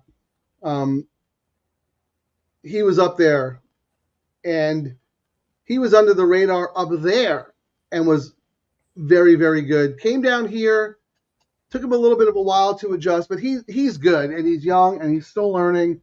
And you're always going to get a price on his horse, right? Because everyone's gravitating to the other jockeys. And the other thing that I've lost money as well, like with the Phil horses, I've lost a couple of, all turfs because I've tossed the Phil horse that had him on, and they've outperformed and won. You know what I mean? So he's actually riding the best for Phil right now. Well, yeah, that's the thing, right? He's obviously not Phil's a guy, but starts winning. He's more than competent. So when Phil puts him on, he goes, all right, I might be riding Phil's B team, but I'm going to ride the hell out of the horse. Yep. And then you start getting the A-team horses because that's the winning jockey, and the other guys are doing what they do on horses in big races, and they're like, yep, you're back of the line, you go again. So here, how about this, Ciaran? We have some time, and I don't think I'm going to hedge it all. I mean, I'm happy if the DTL crew hits, so we all share a celebration. I'm rooting for you. You got great coverage. I don't want to bet against you. If I do anything, I might do a small win bet on the 9, just because it was my top pick and maybe make a little more money, but not all that excited. I kind of came up with the 9 reluctantly because I didn't love anybody else in the race. And we talk about this all the time. New face in the crowd, right? Yep. This horse come from New York. You know the horse is going to be healthy and happy because was with Chad Brown. Correct. Now Sadler's got the horse. But I'll tell you this, the New York breds, oh my God, they are not usually any good. So even though I always upgrade East Coast turf races, not the Yeah. for a New York bred to come here and win an open company, I wanted to not like this horse at all. I ended up by default because I didn't love anyone else. But the main thing, Berrios. I mean, Berrios probably could have had some options in here, and he ends up on this horse for Sadler. So I just thought that was pretty significant. Yeah, I mean, I'm looking at the stats here. He wins 29% for Sadler. And, No, I know. and Ayuso is 25%. So his two guys, but Berrios has way more mounts, 125, and Ayuso's only ridden 20 times for Sadler. Yeah, and Ayuso won with his horse last time, so of course he's gonna keep the mount. This horse comes in fresh. Sadler, Berrios. Okay, yeah. But anyway, what I wanted to talk to you about, since we have plenty of time, I don't think any of us are really going to do a trifecta or anything like that. First of all, we got Carryover City here. The 1 is alive and the 5 is alive, and that's it. Wow. So no choo-chees. Pick 6 players did not like the choo-chees. All right. And Who's the 5? Who's the the 5? pick 5 players, Frank? The pick 5 players liked the 8's paying $527, 10 $586, and the 1 $643. And the late pick 4 peeps, 140 on the 8, 153 on the 10, and then 239, and then it starts getting we don't like anyone else.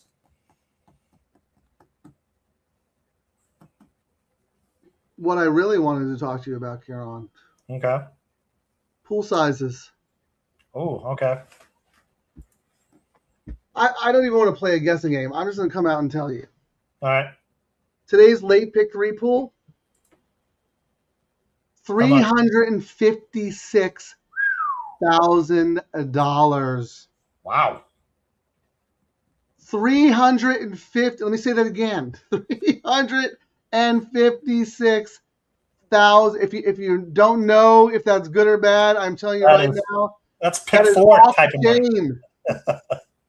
Is that the biggest one so far? Because I know there was the biggest one recently, right? I'll have to ask Quigley because he'll probably tweet it out if it is. But I don't remember there one being that 300. Dude, that is insane. And I'm going to look and see what it was. Last year was the 16th. Let me see what it was last year. We had 10 races last year, so we even had more races last year. And last year, the $3 pick 3. Oh, wait, where is it? $3 pick 3 last year was $174,000, Frank. Up, Which is great. Don't get me wrong. That's fantastic. so it's up 100%, Frank. Wow. So while you have that up, let me tell you the double. The double's fantastic too.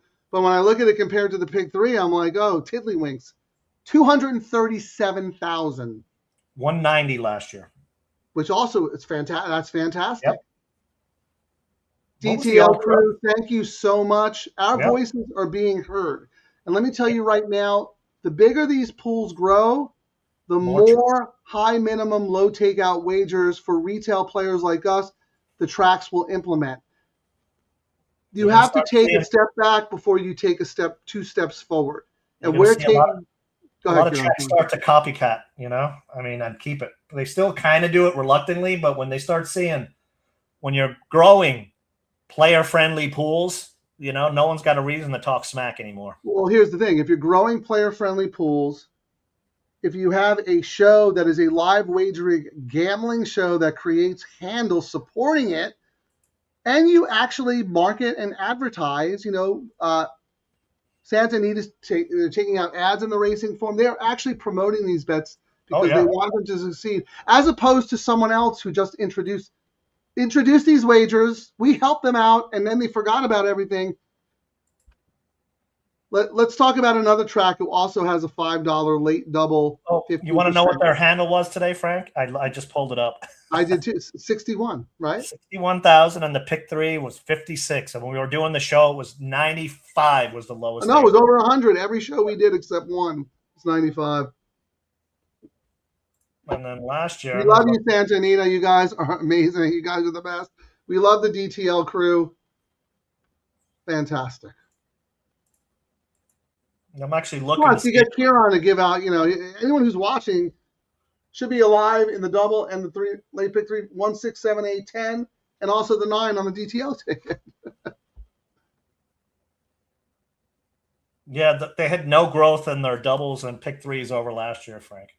What was last year? Last year, the $1 double was 73, and the 50-cent pick 3 was 60,000. Yeah, they're gonna we're gonna discontinue it because it's not doing as well as we thought it was.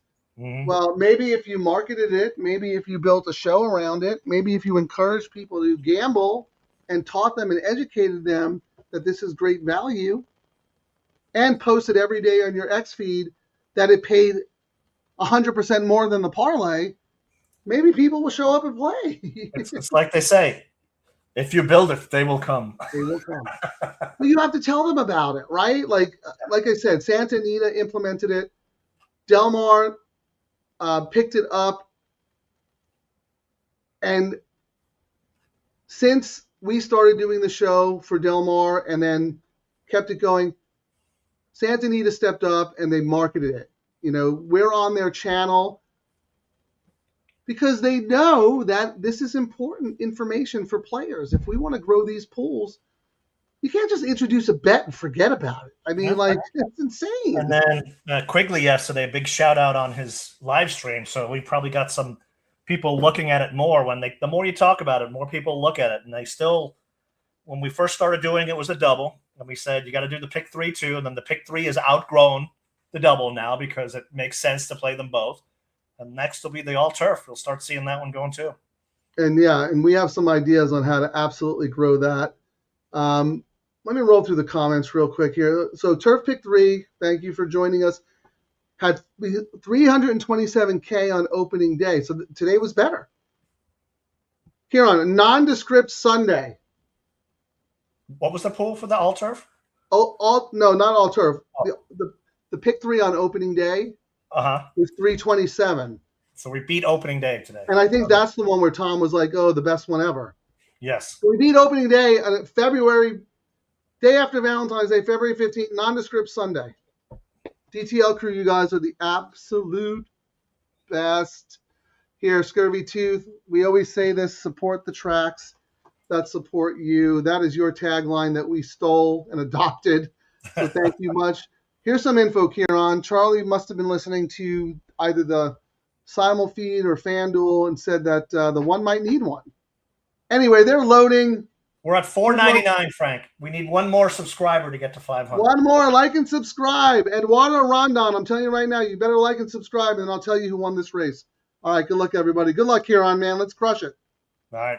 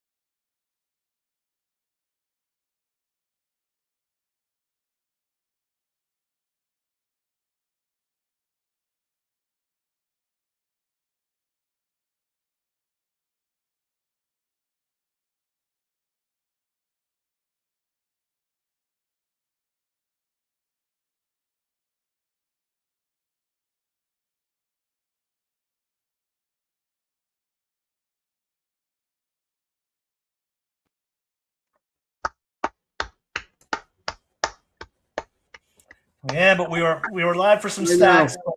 We get what we get. It is The, what it is. no, the multi-money absolutely told the story. Look, I've been wrong 3 times now about this horse, and I'll probably try to beat the horse again. But hats off to Papa, and Oh, yeah. hats off to Captain Chooch. He's turning the 6-year-old gelding the best form of the horse's life. I mean, absolutely. And that was not an easy race to win. Like, Oh, no. didn't make the lead this time. Had to sit off the pace. Yep. You know, sat second. Don't get me wrong, but had just enough in the last 16th to fend off everybody who was running late. Wow, what a cool horse, man! What a cool horse.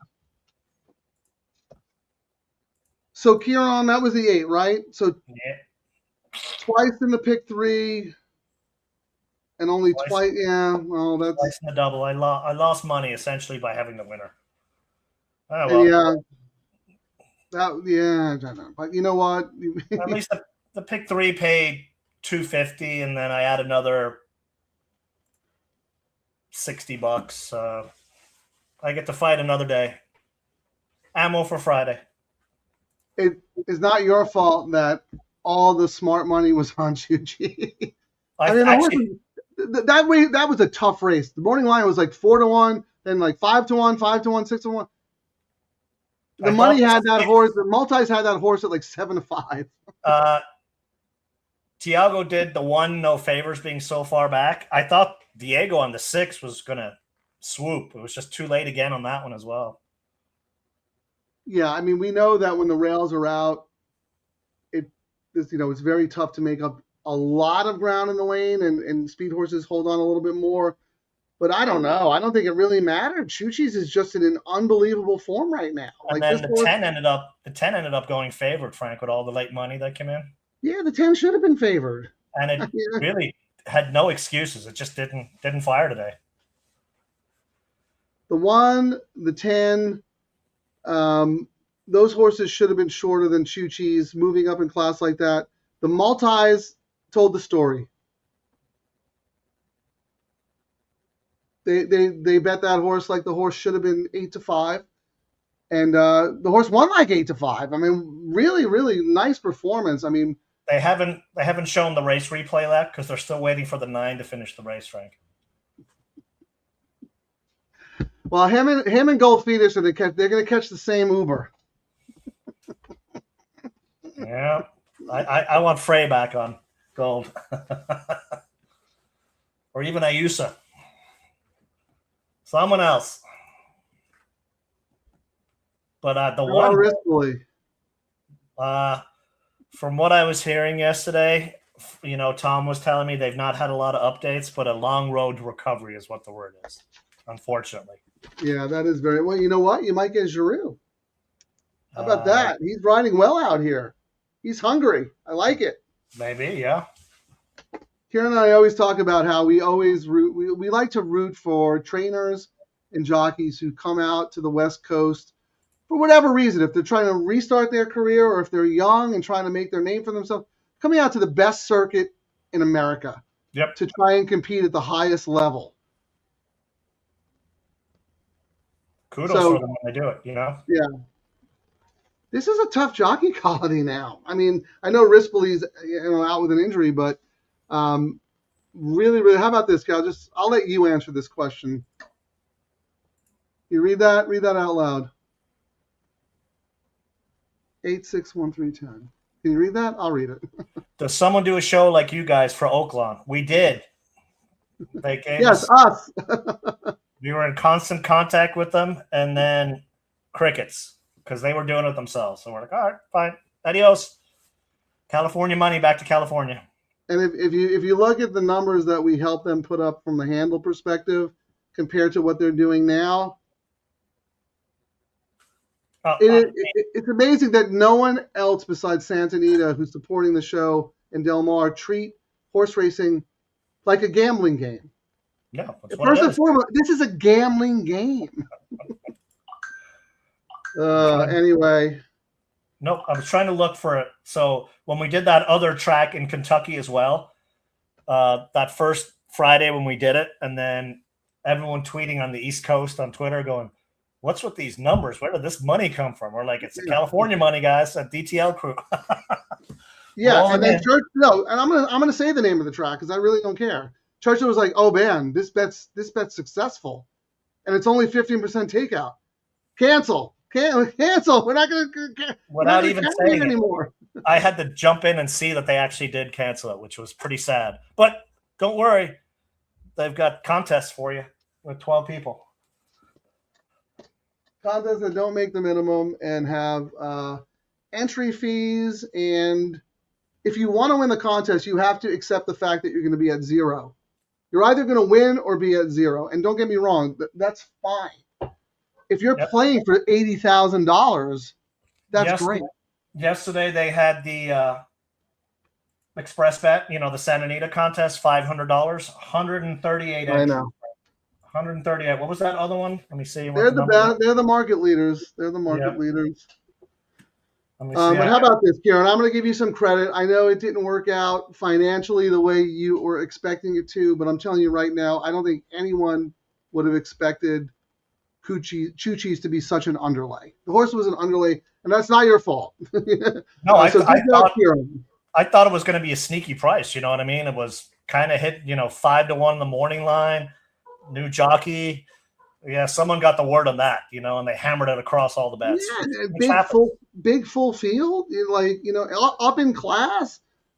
Like I thought the horse should have been 8-1. So I was way wrong. Jeff, nice work, guys. I didn't make the money I liked, but at least the handicapping was correct, which is what you want to take away from it. You didn't make the money you thought, but you're looking at it the right way is how I would, Well, you don't know that. There might have been some people who listened to you about Mana Rose and then looked at the market signals on Choo-Cheese and bet $100 double. I mean, that's how you play that one, right? We're going to look and we'll do the parlays in a second, but Scurvy Tooth, yes, hit the subscribe button, be the 500th subscriber. If you're the 500th subscriber, Ciaran will give you a paddock tour next time Gold Phoenix runs. He's actually racing in March, and I might skip the race and watch from home to see if that. Yeah, maybe you're the problem. You might be the mush. It could be. I mean, Radar Rob yesterday, I had because you know how we all in the Eddie Logan do the bets on Los Al at the end. I gave Shannon the money to do the bet with Radar Rob because I'm the mush, and of course they won. Yeah, I think that's that's it. But I actually don't believe. I don't think you're the mush, but I think we did mess up the Grigri with the. Got the email. Billy just sent out the email now, Frank. So I'm reading it with you guys. The question on Gold Phoenix literally just hit the inbox. I really don't have the answer. Gold Phoenix came out of the race in great shape, and Phil is still scratching his head this morning. I think the wide trip didn't help, but I really don't know why he didn't fire. Yeah, Someone said to me this morning that whenever he works great, like he did coming into the race, he doesn't run well, and when he works poorly in the morning, he runs great. He laughed at that and said, "Who knows?" But I mean, he worked great. One of the things, like what Tom Quigley's well known for, especially down at Del Mar, is his paddock picks. How the horses look in the paddock. And I even texted Frank yesterday. In all my years of watching Gold Phoenix races, he looked like a champion yesterday. So it really is a surprise. And he doesn't look like he raced. Being out, he likes to be covered up. I mean, the positive is when he's back for the San Luis in March, he'll probably be higher priced than what he should. But we'll see. I think it's very simple. KK did him zero favors. Oh, no. None. Excuse afterwards was... The horse, even though the horse was looking good, and I think the horse came back too soon, and I think the horse was working too fast. He's never done that. He's never done that before. You know what I mean? Like, he's too keen. Like, give him some more time off. Has he ever come back that early after a monster effort like he did in the Breeders' Cup? No, but I mean, the reason he came back so early is because we were going to go to Hong Kong. And then, it's actually a really aggressive campaign this year. It's going to be Santa Anita March, Old Forester, Kentucky Derby Day, then the Manhattan Stakes at Saratoga, then the usual, Eddie Reed, and then the Go Phoenix Handicap in August. So it's just the same roadmap and Breeders' Cup again. Well, Does as not long as the look horse like came out of the race okay, and look, he's lost races before, Oh, many times. I mean, and it always looks like he's never run, right? So Yep. I'm sure Yep. he was probably like, "Are you kidding me? This is $100,000 race. You're insulting me. You're insulting me. Probably. I just ran. I'm running in $1 million races against the best horses in the world, and this is what you do to me." People don't realize champion racehorses know they're champions. They have a different, walk about them. They know they're, the thing. Certain horses are pack animals. They don't like to pass horses. We kind of call it out a lot of times. We're like, yeah, this horse just likes being second all the time, and they end up being second all the time because they don't have the eye of the tiger. All right, you ready to do the win parlays, Frank, before we let everyone go? I am. Hold on one second. Let me get there. Yeah, as long as the horse came out fine, he'll be fine. Yep. No, they're not machines, I mean, they're not machines. All right, give me 1 second here. I just want to go real quick. Thank you, John. People, subscribe. And just one more comment since we were on Gold Phoenix. The Breeders' Cup bounce is real. I agree. This is the first time he came back so soon after. And look, it might look like he finished fifth in the Breeders' Cup, but he probably should have finished second. So that was a monster race. He should have been second again. I mean, when I was on Tom's show yesterday, I said, if you look back at every single race that he's run, not one, no pace. I mean, even Truly Quality, who I thought, would have gone as well. And I think you said that's another horse that got a really bad ride as well, but no pace. You can't, sometimes you want them to create pace, but he needs someone to run it. Yeah. And you know what? I mean, he also probably wants a little more distance too, which he is can run all day. Next month, I think it's a mile and a half, the San Luis, I believe. He'll be fine. He's an awesome horse, man. I'm bummed for you. My picks were terrible yesterday. I think we broke a mirror on the Friday the 13th show, but I think you exercised the demon. Even though we didn't make money, you had the winners, gave out the double, you gave out the late pick 3, and the DTL crew loves you, Ciaran. We all love you. All right, let's do it. Tom did just tweet out, by the way, biggest pick 3 pool ever. Yep. Ever. Coincidence that you were just on his show yesterday talking about it, promoting it? Yeah. Coincidence? I don't think so. Shocking. People, there's probably still people who don't know about the bet because so many people don't know about it. How many people look at the program and they just assume every time they've done it, like they do it early in the day and it's a $1, and sometimes you just don't notice the subtle change that it's $3 now. And I'm not doing that bet. It's $3. Why is it $3? Until they find out, they're like, "Ooh, I'm getting paid more money than I should." Oh, okay. You'd be surprised how many people don't know. They don't. You have to aggressively market these bets. But not only that, you have to educate the average player. And it's no fault of the average player because takeout information is not easy to find. And, No. back in the day before the computers manipulated and made the markets more efficient, it didn't matter that. I mean, it always matters, but it didn't matter nearly as much as it does today. So a lot of people are not conditioned to even think about it. So hats off to the DTL crew. Hats off to Santa Anita. And how about this? Whoever our 500 subscriber was, please join the chat. Please join the chat. Ciaran's going to send you that surfboard in the back. Yeah. You got to pay for shipping. $5,000 for shipping. We crossed it, Frank. We're 501. Oh, Finally. Terry, thank you. DTL crew, thank you. And whoever signed up and subscribed, we thank you and we love you guys. All right. $3 win parlay. Now we got to get it 1,000. Actually, we should be at 7,000 versus some of these other shows. I mean, it's growing slowly, but it's growing. Are you ready? $12. Yep. $12.40. Sorry. This is the late pick 3. Correct. $12.40. with $4, Yep. with $8. Okay, $3 win parlay with horses that pay 12.40, 4, and 8.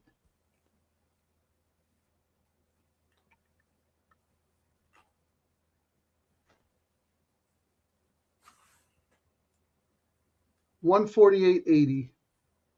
Really? 124.80. That's the first time we've seen that. Maybe ChatGPT is doing it. Let me do it with my old-fashioned calculator. Maybe they're screwing things up here, because that's twice we've done it and it hasn't been. So what do you okay, what did the first horse pay? 12.40. So 12.40 divided by 2 is 620 plus 12.40. That's a $3 bet. You get back 18.60. What did the next horse pay? $4. Times 4 divided by that 2 is 37.20 going into the last race. How much did the last race pay? $8. $8. 148.80. Nope, that's right. Choo-Chee's was an underlay. Yeah, it was a huge underlay. But we kind of saw that. We were like, why is it so low across the board? Well, it was the an underlay double. in every pool, Ciaran, every single pool. Yeah, the double okay, was. so that was that was the late pick 3. What about the double? Double is $4 into $8. A $5 win parlay with horses. Man, if the 6 had gotten up, Frank, that would have been a payout that would have really shown, the pool blowing up. Almost, 4 and 8, you said? Yeah, $4 and $8. Okay, this is the double. $40. It paid 32. Another massive underlay. Some smart money. Yeah, money was right. But if Choo-Chee's doesn't win, can you imagine what they're going to pay? Yep, and I mean we had a pick 6 carryover, 34,000. That's funny. They didn't play Choo-Chee's. You thought Choo-Chee's would have been the only one alive. Which is probably why they ended up hammering the sequence, Frank. Correct. They did not have it, and they knew they didn't have it, and that's Correct. why. You're right. And that's why we're seeing, the lower pays, which is just how it is. But 6 would have blown everyone out of the water. I mean, we were, ifs and ands though, pots and pans. Can you look up the all turf? What the pay was? Yeah. We'll do the parlay.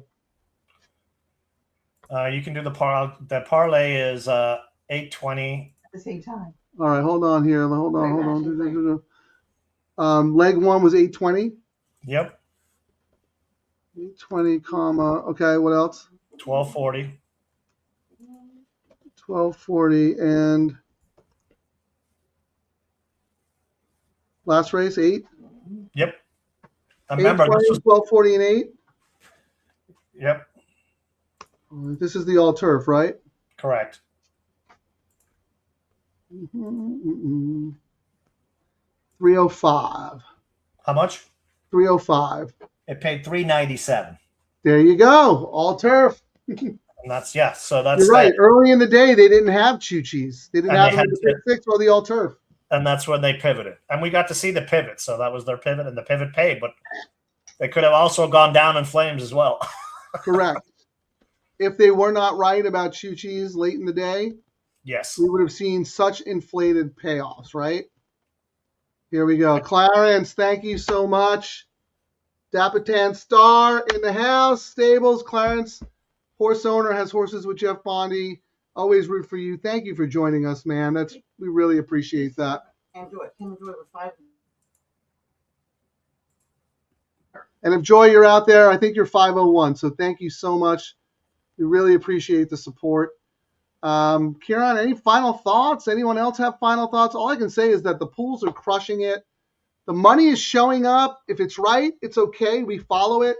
But when it's wrong, you're looking at monster payouts. We had 94,000 in the all turf. Oh, wait. Yeah, the turf pick 3 today, Frank. 94. Yep. That's pretty good. We got to get that up to 100 consistently. Yep. Right?